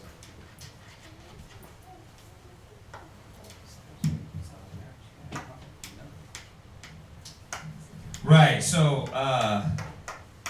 what they got? She got a question on there. Steps to go ahead and do it over the mic. Steps. Oh, it says steps to reconcile marriage. I'm an only child and really close to my mother and family. I married and then had cold feet when it was time to relocate. I realized I was rebellious. I miss him, etc. Also, it has been a few years.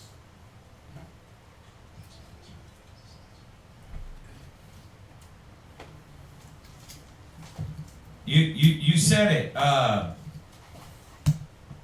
You said it best. You already know. You're answering your own question, really, because you know you gotta realize where you were wrong, and that you didn't have the power and the authority just to cast off your marriage because you were moving. So you got to go back to the basics. You know, and you left off of the basics. Go to 1 Peter 3:1. 1 Peter. And I know you know this, but let's get this point out of the way real quick.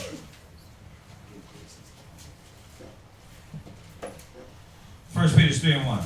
Likewise, ye wives, be in subjection to your own husbands, that if any obey not the word. So the thing is you're having to see, and like I said, you probably get this now because I'm hearing it in your question, that you got to be subject to your husband, that you didn't have the power to just disannul because he wanted to be relocated. Go ahead.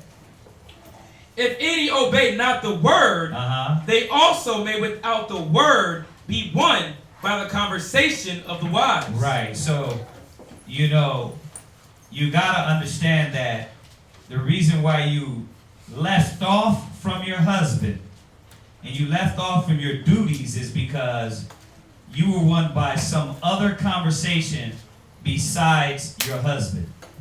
So you got to go back and start being subject to your husband. In what way? What way? Go to James 4 and 6. 4 and 6. And you also got to remember too, even another basic. The scripture said that a man shall leave his family and cling to his wife, and vice versa. So we understand that, you know, you have that attachment to family, but you were supposed to leave from that attachment and cling to your husband, like it says in Genesis. James. Yeah, no, you're right. The commandment was you were going to leave mother and father and cling to your husband. Right. That's what marriage was going to do. So go there. Go to James 4. I didn't notice he had his fringes. Go to James 4 and 6. But he giveth more grace. Wherefore he saith, God resisteth the proud, right, but giveth grace unto the humble. Right. So to reconcile this marriage, you gotta humble. You gotta go back and you gotta let him know you messed up, you did wrong. You know, and that you do want to rejoin in that bond of that marriage. But you know, obviously we had to ask more questions on this topic. On your question, is he ready to? Does he want to do it? You know, because your question is kind of based on being it online. It's kind of vague. You know, but I would, if I were you, move in the spirit of humility and show him that you did wrong and that what you should have done was be that woman that left father and mother and cleave to her wife, cleave to her husband. So, yeah, I mean, unless you got something else on that, you know, you just got to go back you got to put yourself under the bond of that marriage. I mean, you got anything? Okay. That's it? All right, so let me try to hit over these scriptures real quick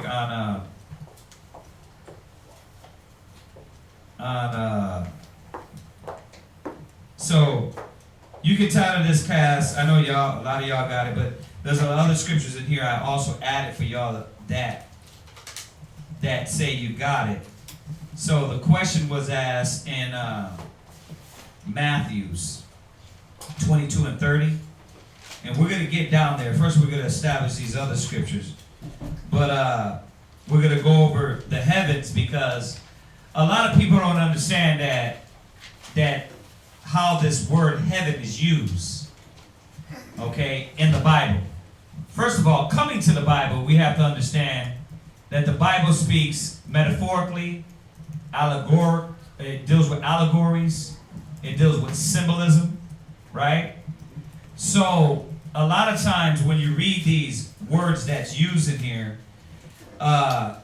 you gotta know that they have a threefold or twofold meaning. So in the case of the Bible has a threefold meaning of the word of heaven, and the context is used. So let's first talk about let's talk about the third heaven. We're going to start backwards because this heaven is where the Most High God dwells. Okay, so if you're taking notes, one of the heavens is where God dwells. Okay, this usage of heaven is where the Most High dwells. What's that? I'm so sorry, I missed the title. Right, is the three heavens. So one of these heaven is where the Most High dwells. So somebody go to Corinthians 12 verse 2 and let's establish that.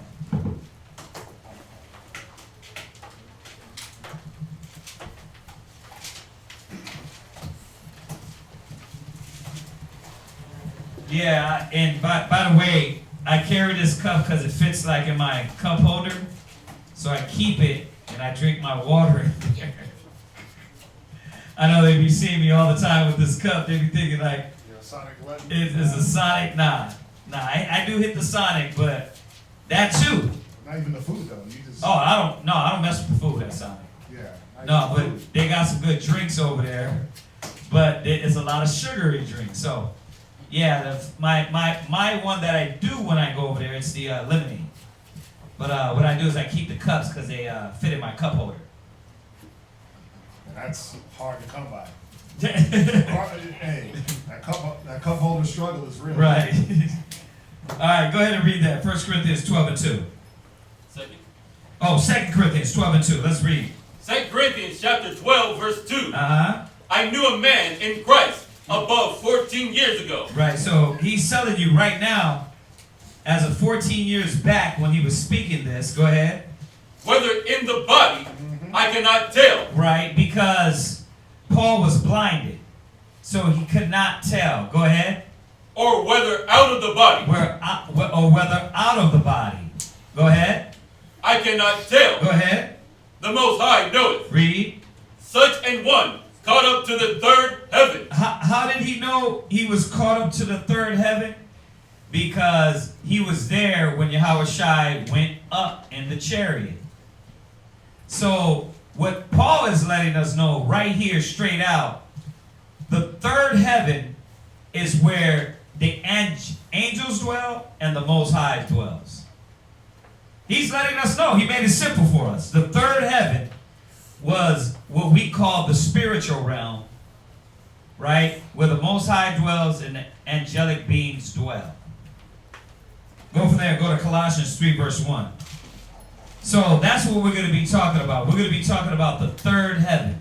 Colossians 3 verse 1. Right, we're going to see that in the instance of this word heaven, it's used in three forms. The first form we're talking about is the spiritual realm, the unseen, where God dwells. Then we're going to talk about the other usage of heaven, which is your a covering.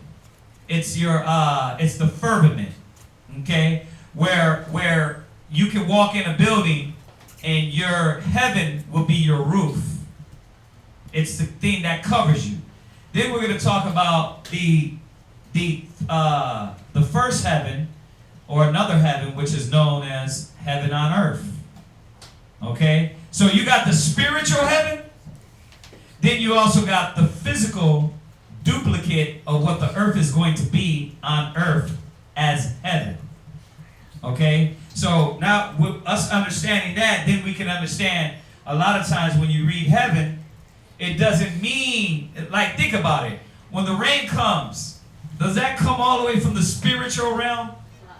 Where God dwells and then comes all the way down and makes it to us? No, that comes from our heaven.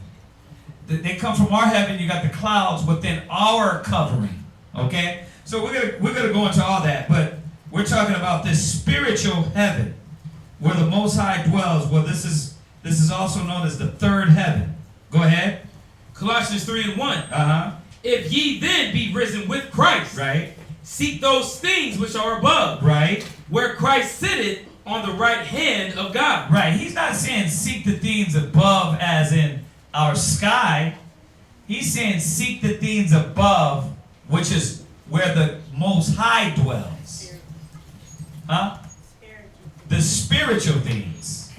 right? The things unseen that value more than the things that are seen. So Yahushua sits where?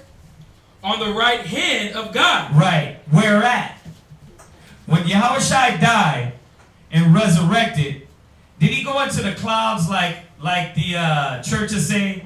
He went into the clouds and he's forever floating amongst us in a cloud? No, he went into the spiritual realm, the third heaven.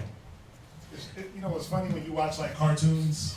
Yeah. You watch like cartoons or whatever, and let's say the character dies and he goes to heaven. They always got him talking to the Most High in the clouds. Mm-hmm. It's never like what the scriptures say. Right. In that unseen. It's always like they're still in the part of the world. Right. But they're just like the Most High sitting on his throne. Right. And there's clouds all around him. Right. You So see he's like in the sky. If we look close enough, we can see the Creator. Right. That's not the case. All right. Go to Psalms 110:1, and then Matthew's 26 verse 64. We only got an hour, so I'm going to shoot through these. Go ahead. Psalms 110:1. I'd rather finish early than not finish. All right, read that. Psalm chapter 110 and verse 1. Go ahead. The Lord said unto my Lord, Right. Sit thou at my right hand. Right, so the Most High said unto Christ, sit thou at my what? Right hand. Go ahead. Until I make thine enemies thy footstool. Right, so where does he want him to sit at? He wants him to sit in the heavens. So if we were to look and see, if we could see the Most High, which there's visions of men that did see the Most High in Yahushua. Let me say that too. We went over that the other day, and I'm hoping we made it very clear when it says, no man seeth God at any time, that's talking about physically here on earth. But in visions, men have seen the Most High. You understand that? God. Okay, I wanted to make sure that was clear because I had somebody ask me that. And I thought we said it also, but just to make sure it's clear and very clear, that yes, no man has seen God face to face like the Bible says. But there's men that have seen God in visions. All right? So, go ahead, read it again. The Lord said unto my Lord, Sit thou at my right hand, right, until I make thine enemies thy footstool. All right, go to Matthew 24, verse 26, verse 64. Matthew's 26 and verse 64. Right, so we're going to understand where was this at. And we just read it. We read Colossians, right? It says, seek those things which are above, where Christ sitteth on the right hand of the Most High. So Psalms 110 is reiterating that. Matthew 24:64, what does it say?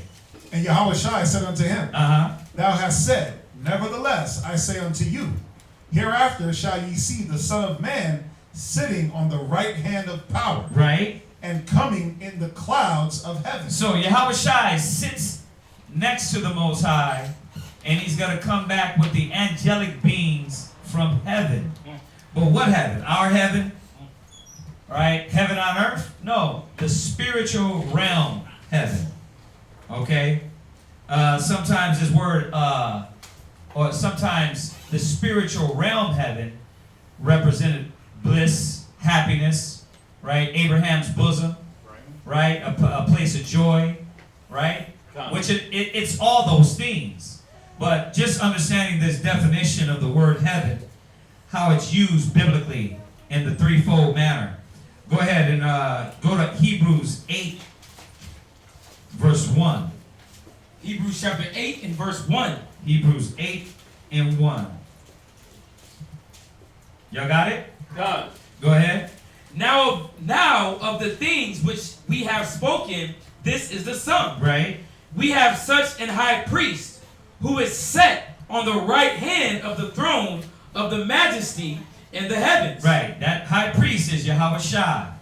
He's set on the right hand, the throne next to the Most High. Go ahead.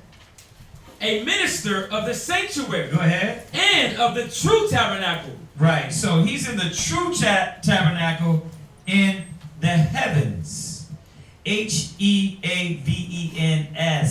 The heavens. Because we're gonna find out that there is more than one heaven. There's more, listen, there's more one heaven above the heavens. So we got our heaven, but the Most High dwells in that, the heaven above the heavens, above the heavens. So this is what we're finding out today. And I know a lot of y'all got this, but there's some new brothers and sisters that wanted this, and I wanted to just go ahead and get it in the class and get it out of the way. Go ahead. Verse 3. Right, so now go from there, go to Ephesians 1:20. So we're getting that Yahushua dwells next to the Most High in the heavens. But what heavens? These are the spiritual heavens we're going to find out. Go ahead. Ephesians chapter 1, verse 20. Ephesians 1:20. Go ahead. Which he wrought in Christ when he raised him from the dead. So Yahushua was raised from the dead. Go ahead. And set him at his own right hand. Right. In the heavenly places. In heavenly places. So we're going to see Yahushua dwells there. The angel dwell there. The unseen beings dwell in this spiritual realm. Go to 1 Peter 3 verse 22. So y'all getting this, right? It's very basic.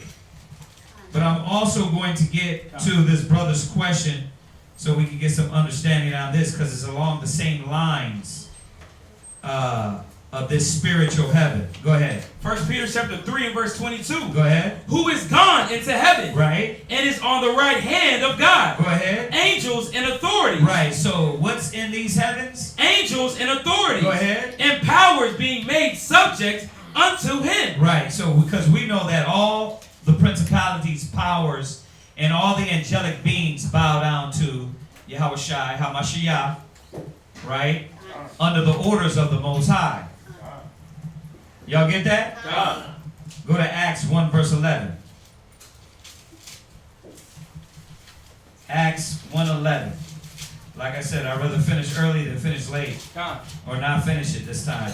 So I'm trying to get all of it out because it's a lot in here to get out. Acts 1:11. Acts 1:11. Right?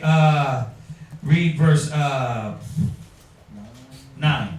Acts 1:9. And when he had spoken these things while they beheld, right, he was taken up, and a cloud received him out of their sight. So once again, Yahushua is speaking to the apostles, and Yahushua chariot, or what they ignorantly called a UFO, appeared over them and took Yahushua up out of their sight. Go ahead. And while they looked steadfastly towards heaven, right, as he went up, right, behold, two men stood by. Did he go into a gassy cloud?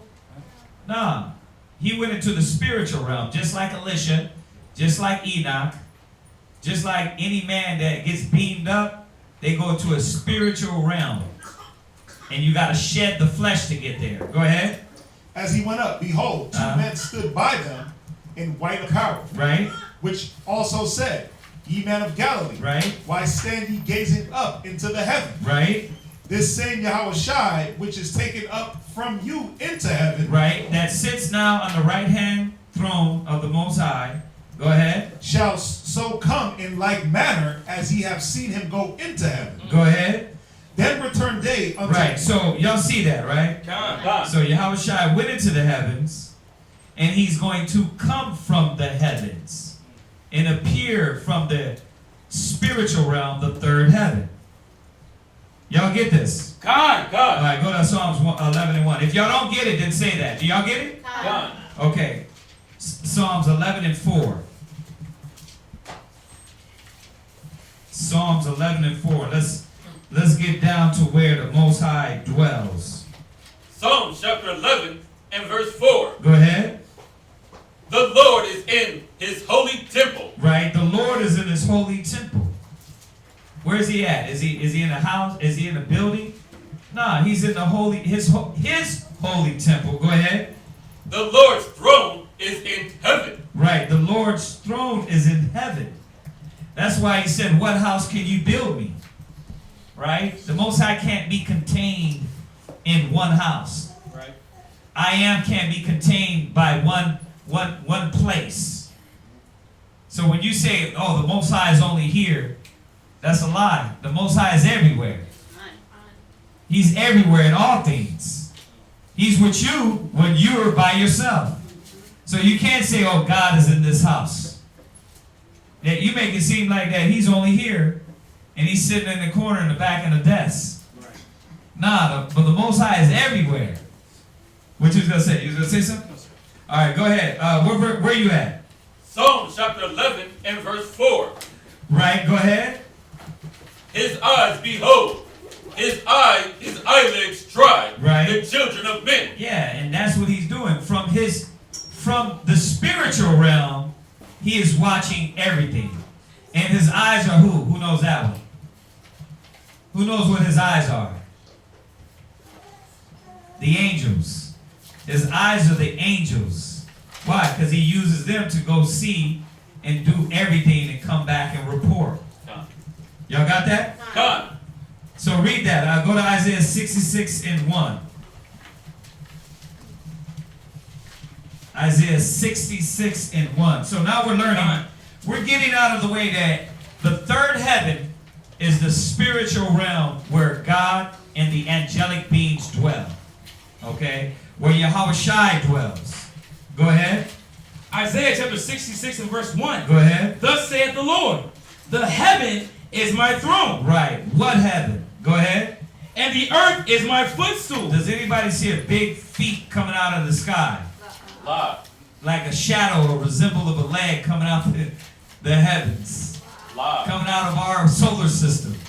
No. So where's the Most High at? He's in a spiritual place. Go ahead. Where is the house that he built unto me? Right. And where is the place of my rest? Right. Heaven is his throne and earth is his footstool. So where is the house of the Most High? Go to Psalms 135 and 5.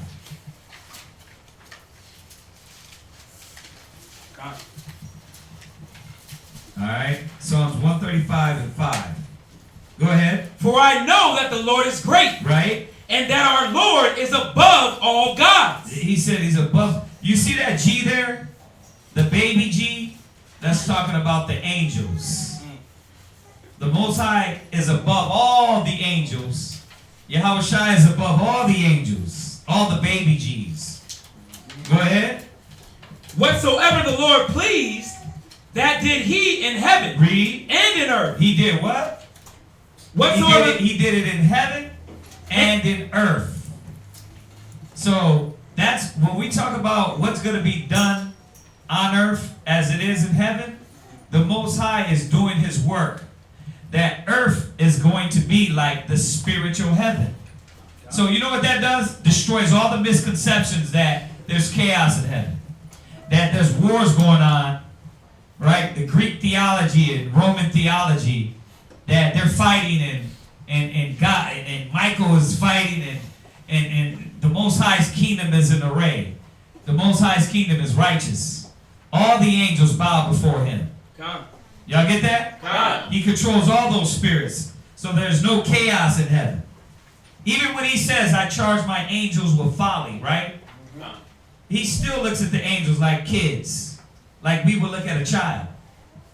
So how would these angels, go and run and fight against the Most High? Nobody's fighting against the Most High. Right? Satan, they get Revelations 12 mixed up. That Revelations 12 is, we're going to go into it. It's not talking about the physical, the spiritual heaven. It's talking about physical heavens. It's talking about here on earth. All right, go ahead, read on. Whatsoever the Lord pleased, that did he in heaven and in earth and the seas and all deep places. Right, you're going to read down to verse 6. Go ahead. Right, so y'all get that, right? Come. Okay, go to Acts 7:49. 2 Corinthians 6 and 18. Acts 7:49 and 2 Corinthians 6 and 18. So we're understanding where the Most High, Yahweh, Bahasham Yahushai, where he dwells. Okay, go ahead.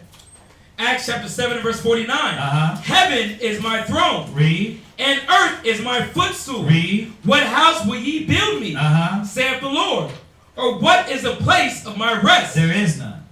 The Most High said he dwells in Zion. And where Zion is scattered through the four corners of the earth right now, right? So where is he at? Everywhere. He's everywhere. Okay, go from there. Go to, read that 2 Chronicles. Yeah, I'm sorry.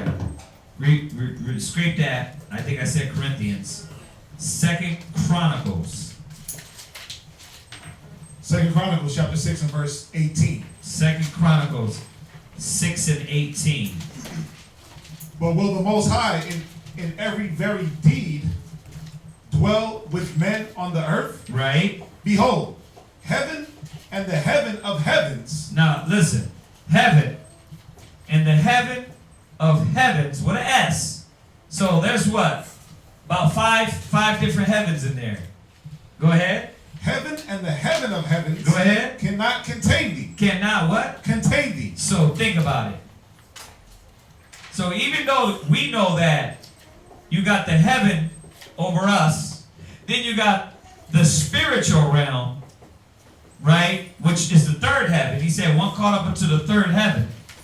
So he's also letting us know biblically that there is heavens that are heavens that's above the heavens. So where is the Most High? Where can the Most High be contained at? It's like the brother was talking about the other day. They're trying to figure out where the Most High is, or what if there's different dimensions on top of dimensions. Yeah, they are, but the Most High has to be somewhere, right? He is somewhere. He is somewhere that he can be contained. We're here on this earth, right, where we can be contained.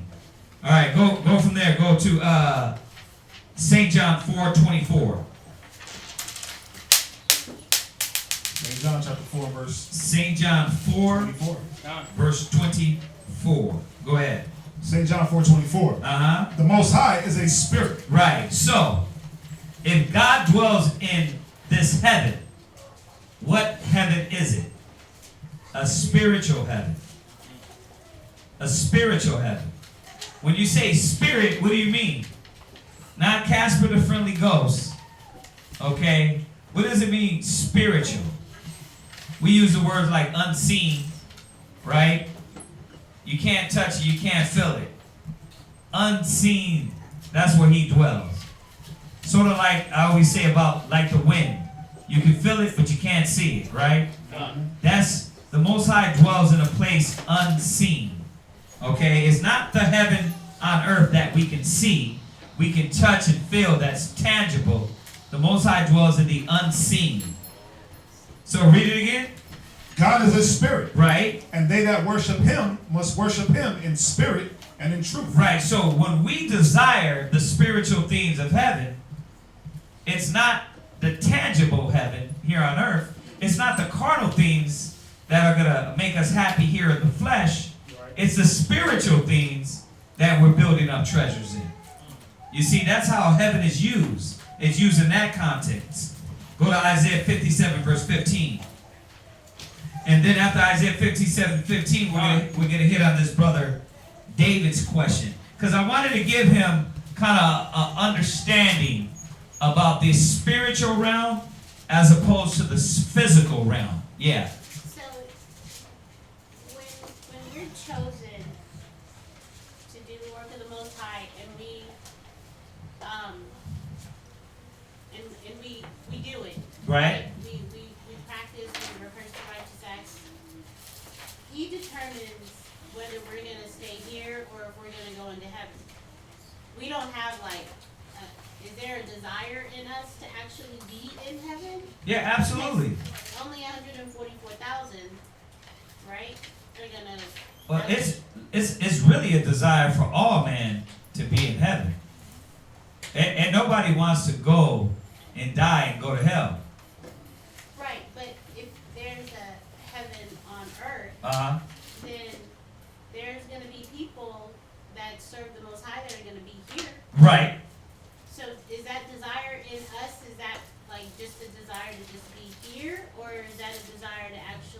the way you're asking your question. How about asking and saying, should we desire? Is that what you mean? Yeah. Should we desire to be here on this earth or to be in heaven? You got to reword it in a different way, because truthfully, our desire, all man's desire is, listen, you're going to die at some point. Even if the Most High gave you 1,000 years life, you're going to die. And where are you going? To the spiritual realm where he dwells. He's the father of spirits. So, yeah, even though there is going to be heaven here on earth, you still work and desire to be with the Most High. Right? Right. Go to 15 and 2. 2 Corinthians 15 2. Yeah. Sorry. No, it's all good. Or is it 1 Corinthians? It might be 1 Corinthians. No, 5 and 2. 2 Corinthians 5 and 2. And then go to Philippians. Philippians also. Just on your point. Philippians. There's 2 of them. Go ahead. 2 Corinthians 5 and 1. 2 Corinthians chapter 5, verse 1. Go ahead.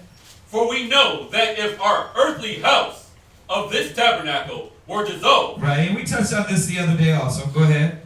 We have a building of the Most High, and house not made with hands. Right, so that house is not made with hands. We have a place to go that our soul is going to go to.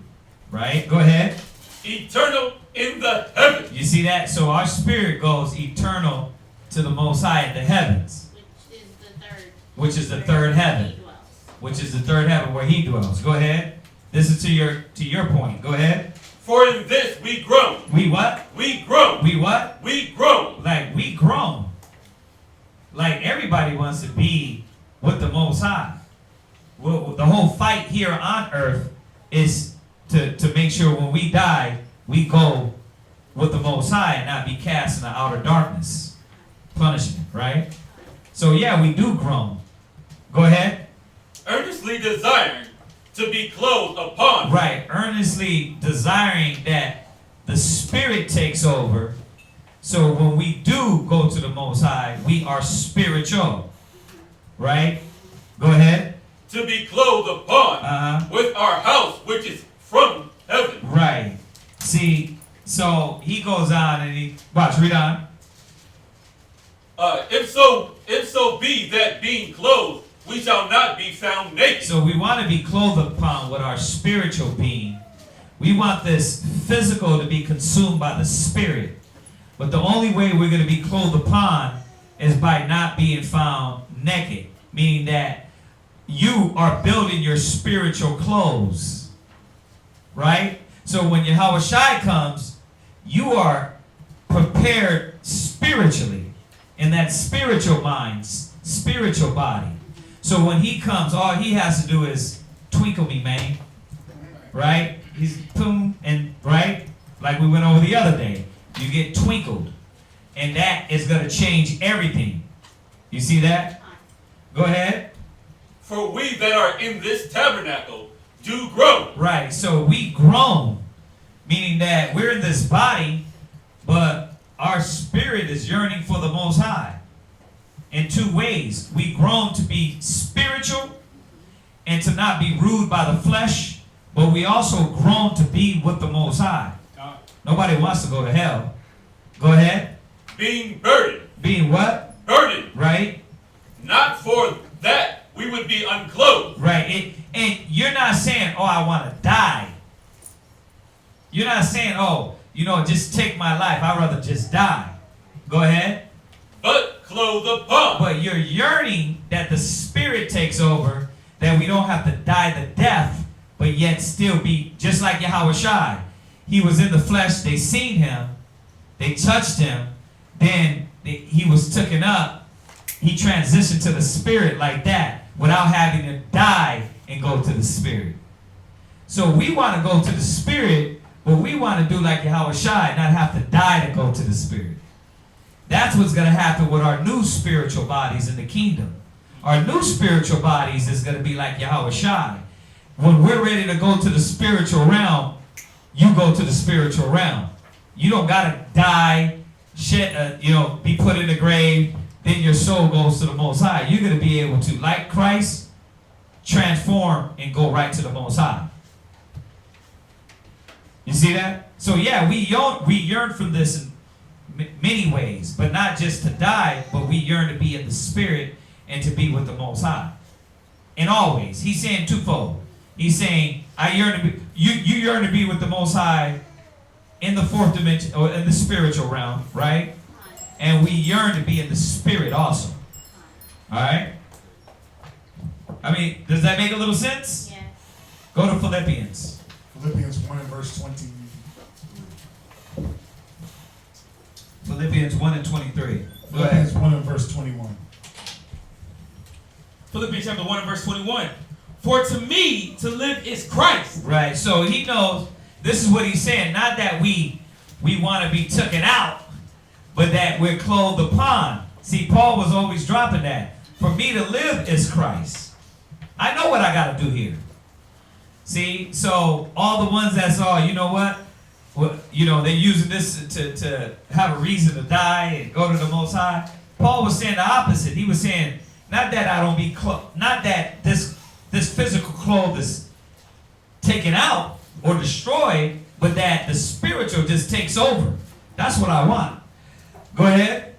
For me to live is Christ. Go ahead. And to die is gain. There you go. For me to live is Christ and to die is gain. So where's the gain? The gain is to be clothed upon in the spirit. Everybody wants that. Paul was saying he wanted that. So is that is not to be carnally minded then? To be what? To be clothed in the spirit? No. Why would that be carnal minded? To not to be carnal minded. Right. But the way you ask it, you're asking, this is to be spiritual minded. Right. Yeah. Go ahead. But if I live in the flesh, this is the fruit of my labor. See, but he knows that now I'm here in the flesh. And it's not about me dying, slitting my wrist and going to the Most High. He said, but if I'm in this flesh, right? Because Paul knew, he knew they were coming for him, that he was going to die soon. He was going to be with the Most High. But now that I'm here, go ahead. Yet what I shall choose, I would not. Right. For I am in it. See, I'd rather be with the Most High. Like all of us, right? Go ahead. Verse 23. For I am in a strait betwixt two, having a desire to depart and to be with Christ, which is far better. Right. Nevertheless, to abide in the flesh is more needful for you. Yeah, so he understood what was needed for here on earth. Is that I got to do the work of the Most High. That's my purpose on this earth. Right? But yeah, that desire to depart, we all want to be with the Most High. We all want to be in the spiritual realm. But see, that Corinthians is even deeper because he comes back and he's saying, I want to be clothed upon. I want the spirit to take over the flesh. Does that answer your question? Okay, all right, so jump back to Isaiah 57, verse 15. Y'all got to take good notes. Take good notes. That was a question pertaining to what she asked. And we're jumping back on the topic. It was a spiritual question based on the heavens, but remember, if your notes ain't done right, you're going to have scriptures in there that don't pertain to the point we're on. So y'all got to take good notes. All right, so Isaiah 57, verse 15. For thus saith the high and lofty one that hath inhabited in eternity. So, the Most High inhabits what? Eternity. So where's that at? What heaven's that? He said there's a heaven, but above the heavens. See, the Most High has places beyond what we know. He inhabits in eternity. Go ahead. Whose name is holy. Right. Read. I dwell in the high Read. and holy place. Read. With him also that is of a contrite and humble spirit. That's Yahushua. But also twofold, that will be us. Go ahead. To revive the spirit of the humble. Read. And to revive the heart of the contrite one. Right. So we know the Most High dwells in the spiritual realm because he is a spirit. Okay? And they that worship him must worship him in spirit and in truth, right? Come. So now I want to touch on this brother's question because it goes right with this topic on the spiritual heaven. Okay? And we're gonna transition over to the other heavens. Okay, but go to Matthew 22, verse 30. Matthew 22, and actually you're going to read up a little bit. Matthew 22, and you're going to read verse 23. Matthew chapter 22, verse 23. Go ahead. The same day came to him the Sadducees, Right. which say that there is no resurrection. Right. We talked about this. They don't teach resurrection, right? Go ahead. And asked him, saying, Master, Moses said, if a man die having no children, Right. his brother shall marry his wife. Right. So once again, the Pharisees and the Sadducees always try to catch Christ in something. Always try to stir up some argument, right? Because they were confused. They doubted. So when Yahushua had the words of truth, he simplified these things to them. Go ahead. His brother shall marry his wife, Yeah. and raise up his seed unto his brother. Right, because that's what the law says. The law says if you die, you have no seed, your brother was supposed to come back and raise seed to his name. So they're going to say some ridiculous stuff here, right? Go ahead. Verse 25. Uh-huh. Now there were with us 7 brethren. Right. And the first, when he had married a wife, deceased, and having no issue. Right, so this is them saying, oh, we got him now. Watch. There was one brother, he died. He couldn't bring forth a child. Go ahead. Left his wife unto his brother. Right. Likewise the second also. Right. And the third. So basically none of these men could bear children. They all died. Okay, go ahead. Unto the 7th. Go ahead. And the last of all the women died also. Right. Therefore, in the resurrection. Right, so in the resurrection, in us coming back, this is how they were trying to catch Christ, because they didn't believe in resurrection. So they were a little bit mocking, trying to mock. Okay, so there were 7 brothers. All right, none of them. So in the resurrection, whose wife is this going to be then? Because they all slept with him. Like, that's that stupid madness, like, could God pick up a rock that he created? You know what I mean? Or could God pick up a stone? Is God able to pick up a stone that is too heavy for him? Or could he create a rock? How do they say it? Could he create a rock that's too heavy for him? Some madness like that. This is the logic of the Pharisees and Sadducees. I'm going to come up with this stupidity because I'm going to catch you. That's why, just like when we get online, it'd be some old weird, you know what I mean? Just like weird, dumbass questions.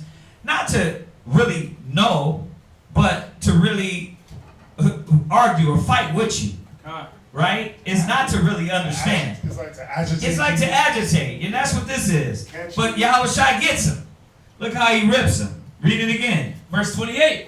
Therefore, in the resurrection, whose wife shall be of the 7? Right. For they all had her. Right. Yahushua answered and said unto them, Right. Ye do err. Right. Not knowing the scriptures. You lack understanding. Go ahead. Nor the power of God. Right. For in the resurrection. So when you die and you're raised from the ground, right? Okay. Read. For in the resurrection they neither marry nor are given in marriage. Why? Because, read on. But are as the angels. What happened when you died? You say it again. You became a spirit. Right. When you died, according to we went over the other day, you died. Your spirit went where? To the Most High. Right. You're in the heavens, and in the heavens of heavens with the Most High, you're a what? Spirit. Right. Now you see why I went over the spiritual heaven and then brought his question in to show them that when you die, your spirit goes back to the Most High. Right? God. Now, in the spiritual heaven, what happens? Read. But are as the angels of God in heaven. It says they neither marry nor given in marriage. So in the spiritual realm, we have to understand the spiritual heaven, there's no such thing as, oh, marrying and sex. They don't procreate like that. Right? So when you die, you go to the Most High. So for you to go in this spiritual realm, then have to come back and be resurrected and accounted for something that was already done away with, you err not knowing the scriptures. Why would you have to figure out whose husband or wife this is when you already went to a new process? They don't even deal like you. They don't function like you. So when you come back and you're born into the earth again, right, or come out of the ground, what's going to happen to that person? It's going to be all fresh and new. You don't go through you're not going to be, everything. Your wife's, now which one are they? Which one is your wife? Oh, now, today? Yeah. You know who you're married with now. You know her spirit is, do you know what her spirit was in past? If it's the same woman of the past. No. Why don't you know? Because the scriptures say you don't have the knowledge of those things. You don't remember. There's no remembrance of the former things. There's no remembrance of former things. So that's where we're going to go. Go there. Give me that one real quick, and then we're going to go to 1 Corinthians 15. Go to 1 Corinthians 15 and 40. So I want to do this slow again. He said, for in the resurrection they neither marry, it says, nor are given in marriage, but are as the angels. Why? Because when you die, your spirit goes to the Most High, and nobody's thinking about marriage or sex in the spiritual realm. Why? Read that. 1 Corinthians 15 and 40. 1 Corinthians 15 and 40. 1 Corinthians chapter 15 and verse 40. Go ahead. There are also celestial bodies. Right. And bodies terrestrial. Right, because when you go to God, when you go to the Most High in the heavens, above the heavens, your body becomes what? Celestial. It's no longer of this carnal flesh. So giving in marriage and marrying is not needed. Y'all see that? God. Go ahead. But the glory of the celestial is one. Right. See, that's the glory of the celestial, that we neither marry nor are given in marriage. Y'all see that? God. You're not bound to the flesh. So why would I bring you back? I'm going to have to bind you to something you did that the spirit already wiped clean.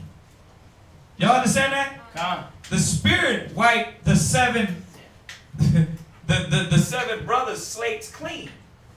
Right? You don't know who you are. You don't know your past life. You don't know what you did. We do know we're back. Right? But a lot of times you don't know what you did. Right? You don't know if you kill somebody, you murder somebody. You don't know, but the spirit will bear witness, right? You will find out who you are in the end. But otherwise, no, that's not going to be the case. Why would you know or have to be accounted for these husbands or wives? You're not.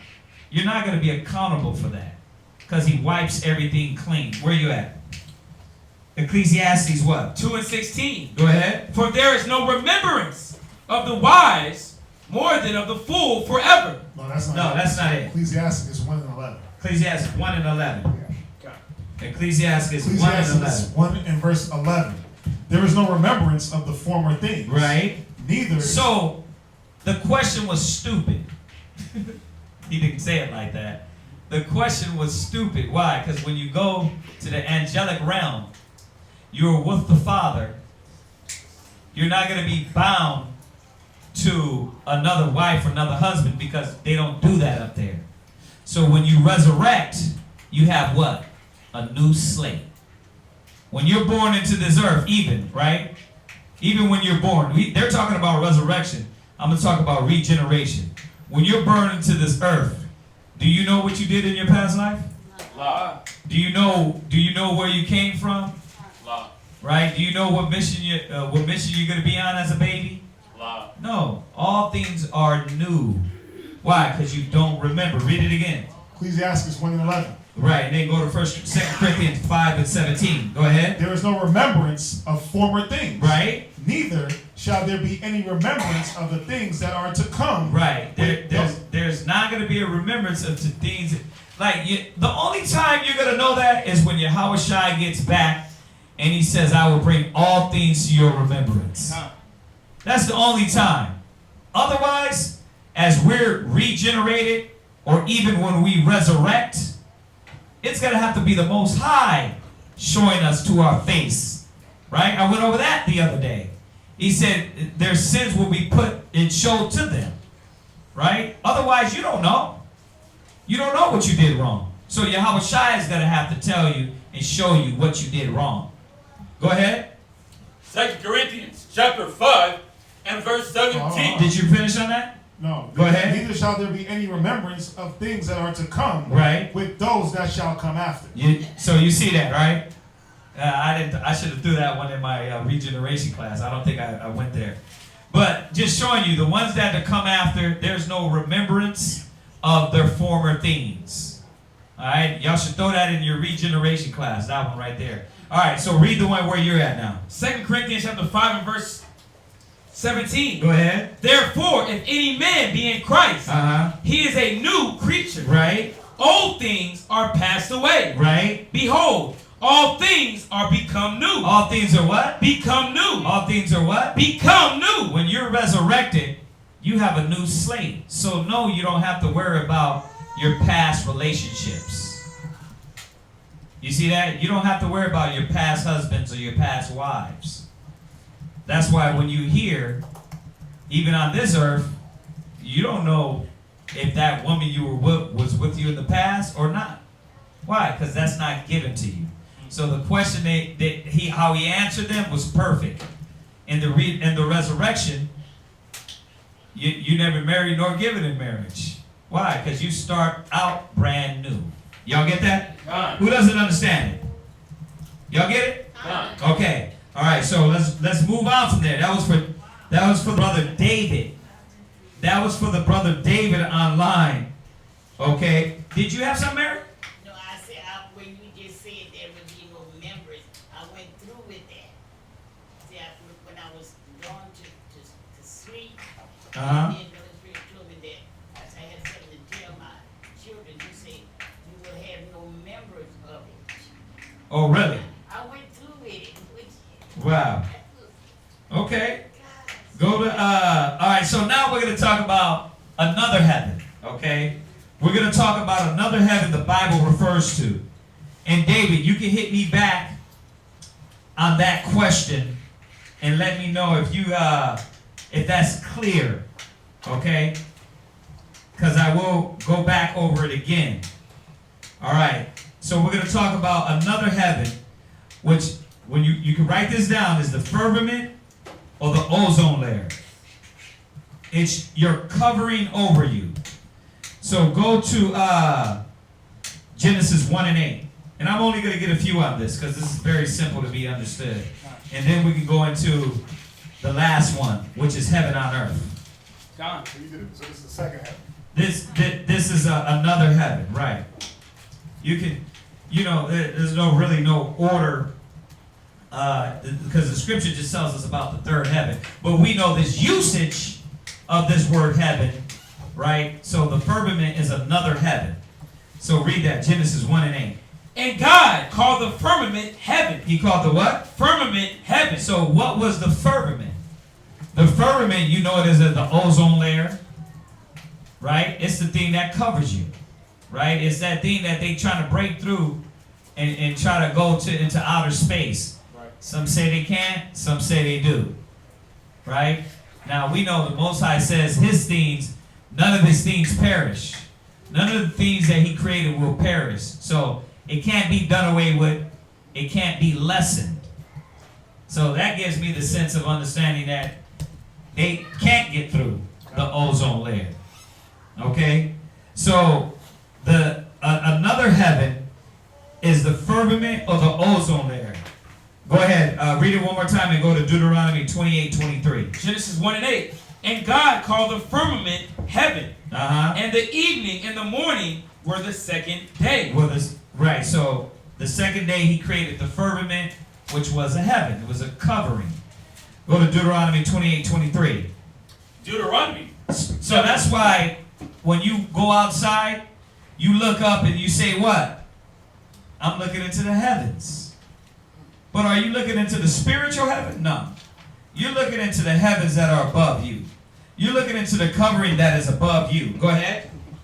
Deuteronomy chapter 28 and verse 23.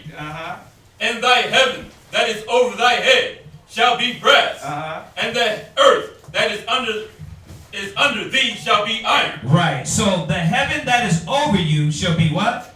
Brass. Right. And the earth that is under thee shall be iron. So what comes from our heaven? Why would the earth not bring forth anything? Because the heaven over us was going to be covered, which was the rain. He said, I'm going to cover the rain from dropping on the earth so that your earth won't bring forth nothing. It'd be like you're stuck between a rock and a hard place. Nothing good is going to come to you because I'm going to cut that off. Y'all get that? Come. Okay, so what comes from your heaven? Rain, right? And when the rain hits the ground, what comes from the ground? Herbs, trees, vegetation, life. To do what?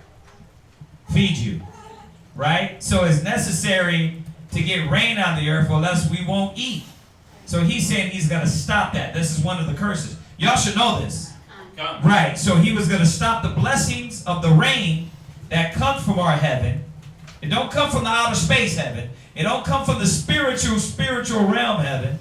This comes from your heaven. Y'all get that? Go to Haggai 1 and 10. Like I said, this heaven is easy. It's really basic.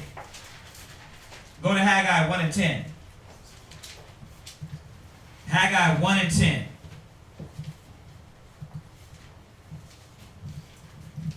Haggai chapter 1 and verse 10. Go ahead. Therefore, the heaven over you is stayed from dew. Right. So now you see, if you didn't understand Deuteronomy, the heaven over you is what? Stayed from dew. Right. So dew is what? Rain. God. So the Most High said he's going to stop that. This is representing one of the heavens. So when you read the Bible, a lot of people don't understand the symbolism that the Most High shows us and how these words are used in different ways. One of the ways heaven is used is the heaven over you, to where the rain comes. Those are the heavens. The other way we learn is the spiritual realm, what you know as paradise. You might know it as Abraham's bosom. You know it's where the Most High dwells. That's the spiritual heaven. Y'all got that? One more on our heaven over us. Ecclesiasticus 43 and 8. Ecclesiastes chapter 43 and verse 8. The month is called after her name. Increasing, wonderful in her changing. Right. Being an instrument of the armies above. Right. Shining in the firmament of heaven. Now, this is why everybody is saying that the sun, moon, and stars is in our firmament. Because it says here, it's in the firmament. So what everybody's tripping out online is because they're saying it's not our firmament, then you bust a hole through that and you go into the sun, moon, and stars, right? They're saying it's in our firmament. Because we know the firmament beyond that, it says that there's waters above the waters.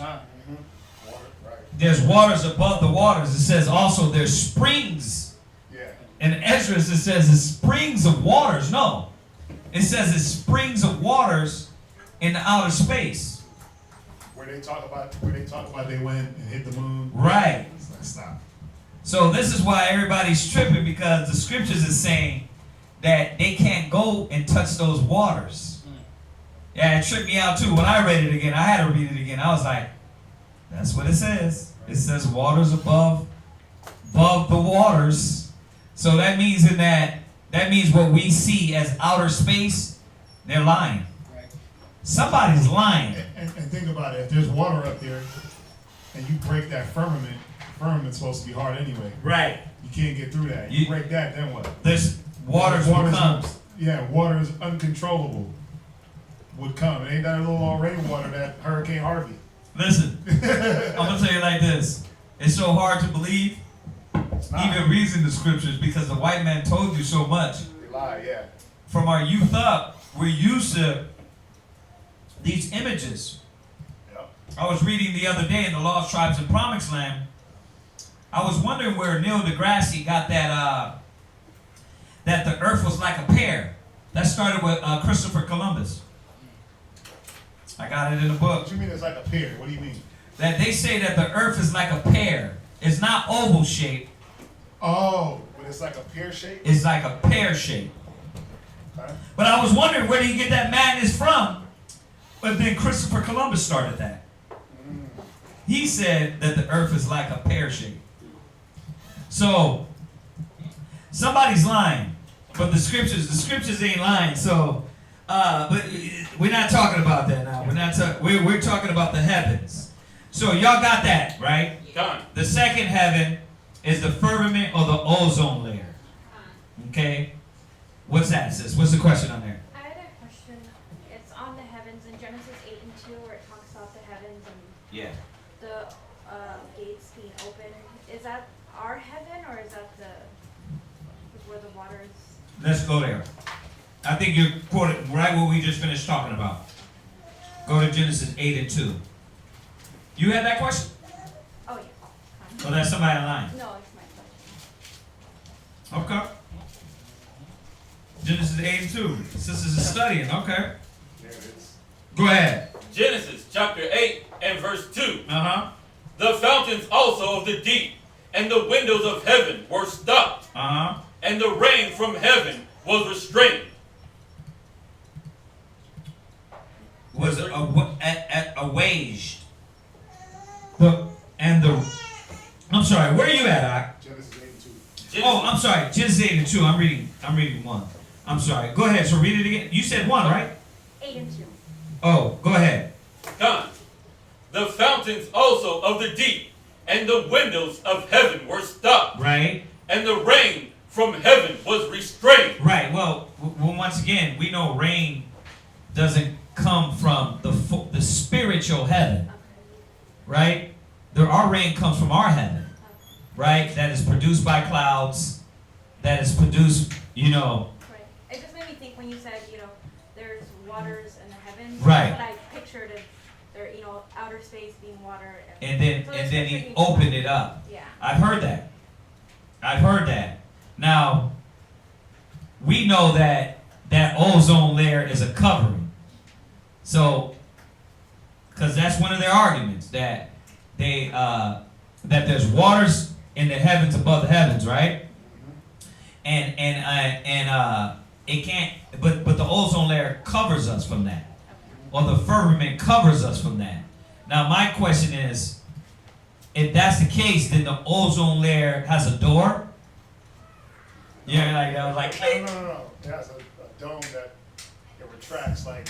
Yeah, it's like a stadium. See, so these waters had to come from our heaven, right? Which we know was the dew that came from heaven, which is the rain, right? Okay, so good question though. Now let's go into the last one. Well, it's 10 minutes. I'm not gonna do it. Because if I do it, we're gonna be here all night. Cause this, look.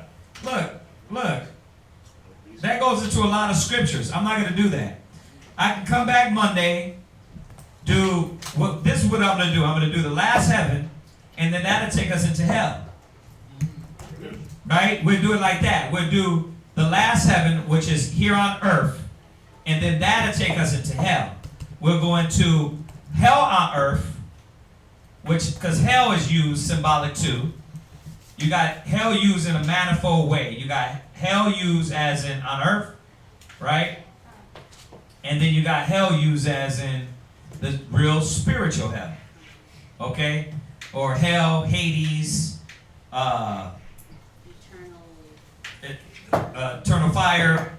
You have many ways to say that. If I go into it now, y'all, it's gonna be a long time. So y'all just be patient. I'll go over it. As you see, y'all questions, we're trying to go into them in their entirety as opposed to just a little bit here, a little bit there. So I don't want to do that. So let's look out for this Monday. Yeah, we'll do it like this. We'll wait for Monday because it's class ends at 9 on Sabbath night class. So if you guys don't know, it starts from 6 to 9. And then, of course, tomorrow class is from 10 to 2. All right? So, we got 10 minutes. Does anybody have anything quick or any question on the topic pertaining to that? Yeah. I thought the waters were referring to the elements when it said the waters. Right. That's the argument. Some is saying that there's literal waters. Okay. Right? Then the scripture says that there's springs. What is a spring? So we know, regardless, that everything came from the elements anyway. So it doesn't change that. But what they're saying is there's little waters above the heavens. Listen, at this time, are we gonna know? Right. Because we're trying to figure out what the white man lied to us about, as opposed to what the scriptures are saying. Now it says, "Let God be true, but every man a lie." Right. So even in that, the scriptures say waters and springs. It gets a little more specific on springs. Yeah, that's what. Go ahead, you can read it. Yeah, this is 2nd Ezra 4 and verse 7. It says, "And he said unto me, if I should ask thee how great dwellings are in the midst of the sea, or how many springs are in the beginning of the deep, or how many springs are above the firmament, or which are the outgoings of paradise?" It says above the firmament. Above the firmament. So we got to realize, even though the scriptures say from the waters, that doesn't change it, because we know the elements. Right, water is an element anyway. So it doesn't change that. So, but yeah, knowing that there's springs above the firmament, that's above us. You got the ozone layer that covers us from outer space, right? And then you're saying you got springs out there, yeah. So if they had actually gone up in above the firmament, they would have seen those springs. Well, it's saying it's not possible. Right. They don't talk about that. They Right. talk about what they say they see on the other, like on They the say moon. there's planets. Right, on the moon, but I mean, look at on the earth how many waters there are. How many, Right. You know? Mm-hmm. And if the Most High says that there's waters and springs up there, wouldn't that like stand out and be noticeable if he was all over the galaxy? Yeah, that would. Well, they're all over Earth and they can't get to the deep. It just said it here. I'm gonna read it again. Yeah. It says, and he said unto me, if I should ask thee how great dwellings are in the midst of the sea, or how many springs are in the beginning of the deep. See, we can't even, we don't even know. They can't even go that deep to know. Actually, Russia tried. Man. Russia tried, and they said that I think it said it's less dense at the bottom. So basically, there's like something underneath there. Oh yeah. You can't get through it. That's why they try to less get. dense. But that's why they go and they get crushed. Right. Yeah. The deeper you go, what happens? You start to pressure implode. crushes you. Or yeah. Yeah. Not, So. yeah. Implode. Yeah. Yeah. Mm-hmm. Okay, anybody got any questions on that? Anything online?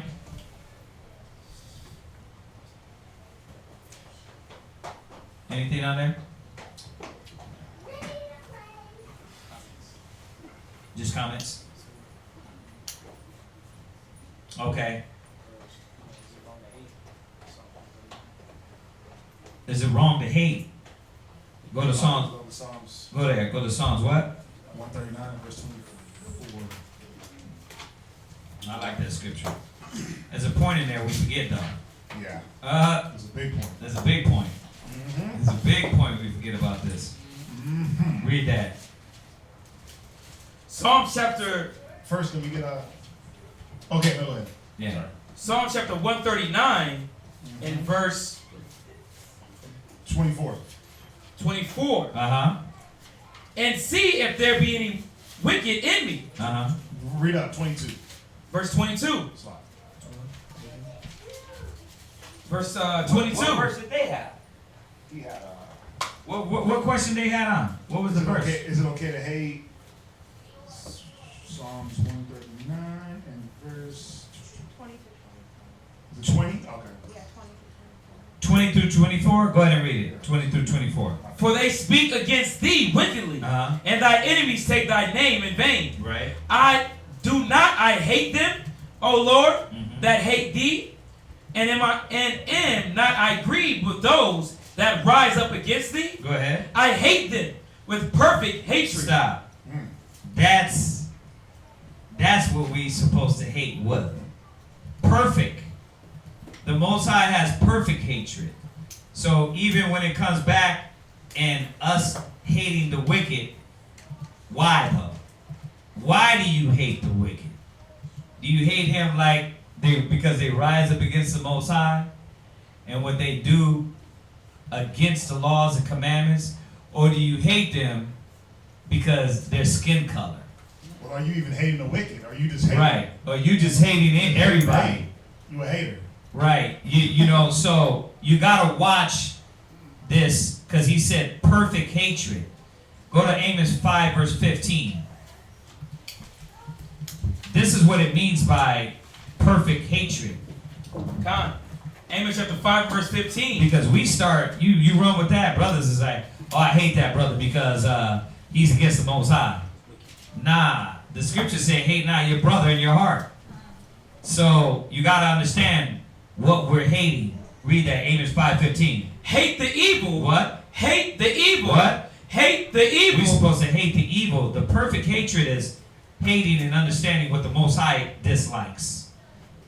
Not because their color or because somebody did something to you. It's supposed to be a perfect hatred like the Most High hates. And we're not there yet. We're still reeling off the anger of what these nations have done to us. So sometimes when we see these scriptures, we start hating with that hate of a man. Personal. You start taking the personal things that are done and not hating like the Most High says hate. Then that hate moves us to do something stupid out of the spirit. So whatever we do, we were supposed to do it in the spirit of the Most High and Yahweh Shai. So if he's coming back and telling us hate the evil and love the good, we got to put all these scriptures together. What to hate? Hate the evil. Yeah. Can I get one? Yeah. Revelations 2:5. Yeah. I like this one too because. And can I just say this? It's not saying we don't hate. I'm just reiterating the understanding of all the scriptures and all their perspective, not just 1 or 2 or 3 or 4. Right. There's so many scriptures that show you about how to hate, and then what to hate, and then like you went over anger. That was perfect because it shut down that be angry. See, that's where they stop. Be angry. Be angry.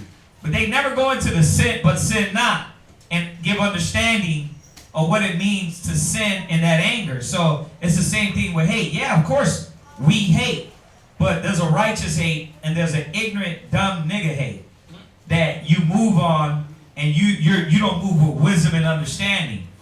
Yeah, listen, David David wasn't running around emotional. He was doing things through consciousness. Through conscious. Yeah. Right? Righteous conscious. Righteous conscious hate towards the wicked. Not this belligerent, moving stupidity, do things out of wisdom. Hate that people try to say. And it wasn't predicated on race. Right. It wasn't predicated on race. But even then, if your hatred is towards a nation of people, the Most High squashed that in Deuteronomy 23, where he said, "Abhor not an Edomite, abhor not an Egyptian." So you weren't supposed to hate a race. But read this, Revelations 2 and 6, or 5, Revelations 2 and 5. Right. We hate these nations because they're not a God-fearing, they're a wicked nation. See, but that's based on them not following the commandments, the laws, and those things. Because even Yahweh Shai hated. Right, exactly. But So what was it that's based what I'm on? reiterating, but when we touch on these topics, we got to be clear because it sets brothers in a mind, in a mode of, like I said earlier, be angry, but they don't go into the sin not, and then they don't go to anger rest in the bosom of fools, and it says about a wrathful man. They won't add all those other scriptures with it. They'll just be angry. Nah, bro, slow down a second. Go get the guns. Yeah, yes. Then they want to get the guns and kill. Yeah. I want to hate. But then at the same time, we're not saying there's not hate, because there is hate for these nations. They're gonna fall. They're gonna be destroyed because why? They're not speaking according to this. Right.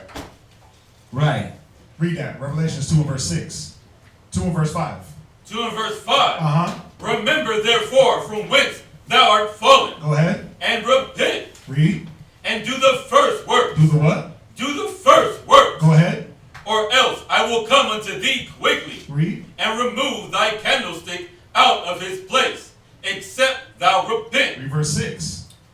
But this thou hast, that thou hatest. That thou what? That thou hatest. Go ahead. The deeds The of what? the deeds. See, Christ hates the works. The evil works. It doesn't matter. Listen, David. What nation? David didn't say, "I hate the Edomites because they hate you." He said, "I hate them that hate you." It didn't matter what nation you was from. It didn't matter what nation. If he was off, David wasn't messing with that. Read on. The deeds of the Nicolaitans, which I also hate. Which he what? Which I also hate. Yeah, and obviously he named the people. When you read through this chapter, he's naming the different churches. Yeah. But he was talking. It was wicked. He was off. Yeah, he was showing how they were off and what he hated. He said he hated their deeds, their works. He didn't hate them because they were a certain people. Right. The Nicolaitans. He wasn't like, "I hate y'all because of y'all's name." Right. Hate you because your gums is black. Right. Right. You breathing up all the air. Nah. See, that's why the white man comes at us because racism. They've been taught. That's another thing the Lost Tribes and Promised Land talks about. If you read really closely, if you look on your front page, it says the origins of racism, Lost Tribes and Promised Land. But it tells you where racism came from and how they started to hate your black skin. Black gum. Yeah, because it started with the Moors. It started with the Portuguese and hating on the Moors, and then the influctuation of a lot more of Hamites being brought over and put it. It started with the Moors, but then it went to Israel being brought as slaves. So yeah, that's where they started hating the color, because what they did is they started identifying your color with what you believed in. Right, so what they did is, now they're like, okay, the Moors, the Jews, believe in this, so we hate them because they believe in this, and it kind of transitioned and it started to mesh with your color. So we got to understand where that comes from. We hate these nations because they're wicked as hell, because they're not God-fearing, because they break the laws and commandments. They come up against the holy people, right? We don't hate them just because they light-skinned. It don't work like that. Psalms, read verse 14 real quick, and 15, and then get Psalms 26:5. Revelation chapter 2, verse 14. Go ahead, because he's going to explain it. Read. But I have a few things against thee. Right. Because thou hast there them that hold the doctrine of Balaam. They do what? Hold the doctrine of Balaam. The Nicolaitans did what? hold the doctrine of Balaam. Come on. Who taught Balaam to cast a stumbling block before the children of Israel. Read. To eat things sacrificed unto idols. Read on. And to commit fornication. Read. So hast thou also them that hold the doctrine of the Nicolaitans. Which things I hate. Which things what? Which things I hate. Go to Psalms 26 and verse 5. Psalms 26 and 5. See, Yahushua himself said he hated the doctrine of Balaam. He hated fornication. He hated things sacrificed to idols. That's cold, man. That's cold. If you got a red letter Bible, that's Yahushua speaking out of his own mouth. So Yahushua hated, but what was it? Psalms 26 and verse 5. I have hated the congregation of evildoers. Yeah, hated what? The congregation of evildoers. Wait, because they're white? Of evildoers. Because of their skin color? Of evildoers. Right. It's about the evil doing. Read on. And will not sit with the wicked. You understand that? God. Yeah. Remember, we gotta remember, man, that there's dark-skinned nations the Most High don't deal with too. So you gotta put things in perspective. Well, all of them were dark-skinned except for Esau. So all these nations are partaking in that punishment because they came up against the chosen, because the Most High hates them for not following the commandments and laws. All right, was that it? For causing a stumbling block to Israel, all these different things. But yeah, that's it. I mean, y'all get the point. That's a nice word. Oh, it's nasty too. I didn't know that one did that. All right. Any other questions, y'all? No? Okay. All right. Well, that's it. Y'all know, brothers and sisters, we're going to be here in the morning. Let me remind everybody about the vow. Your vow, the first is coming up. Whoever didn't drop it, don't forget that, please. That is for the school. And once again, we appreciate that. Other than that, let's salute them, everybody. Say shalom. Shalom. We'll see y'all.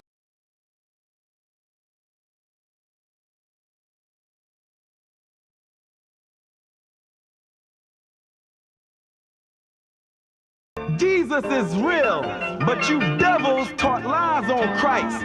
So many lies that when we come with the truth, people think that the lies is the truth and that the truth is the lie. Who changed the truth for God into a lie? In English, Jesus Christ. In Hebrew, it's Yahweh Shai. So do or die. The immaculate conception is deception. Along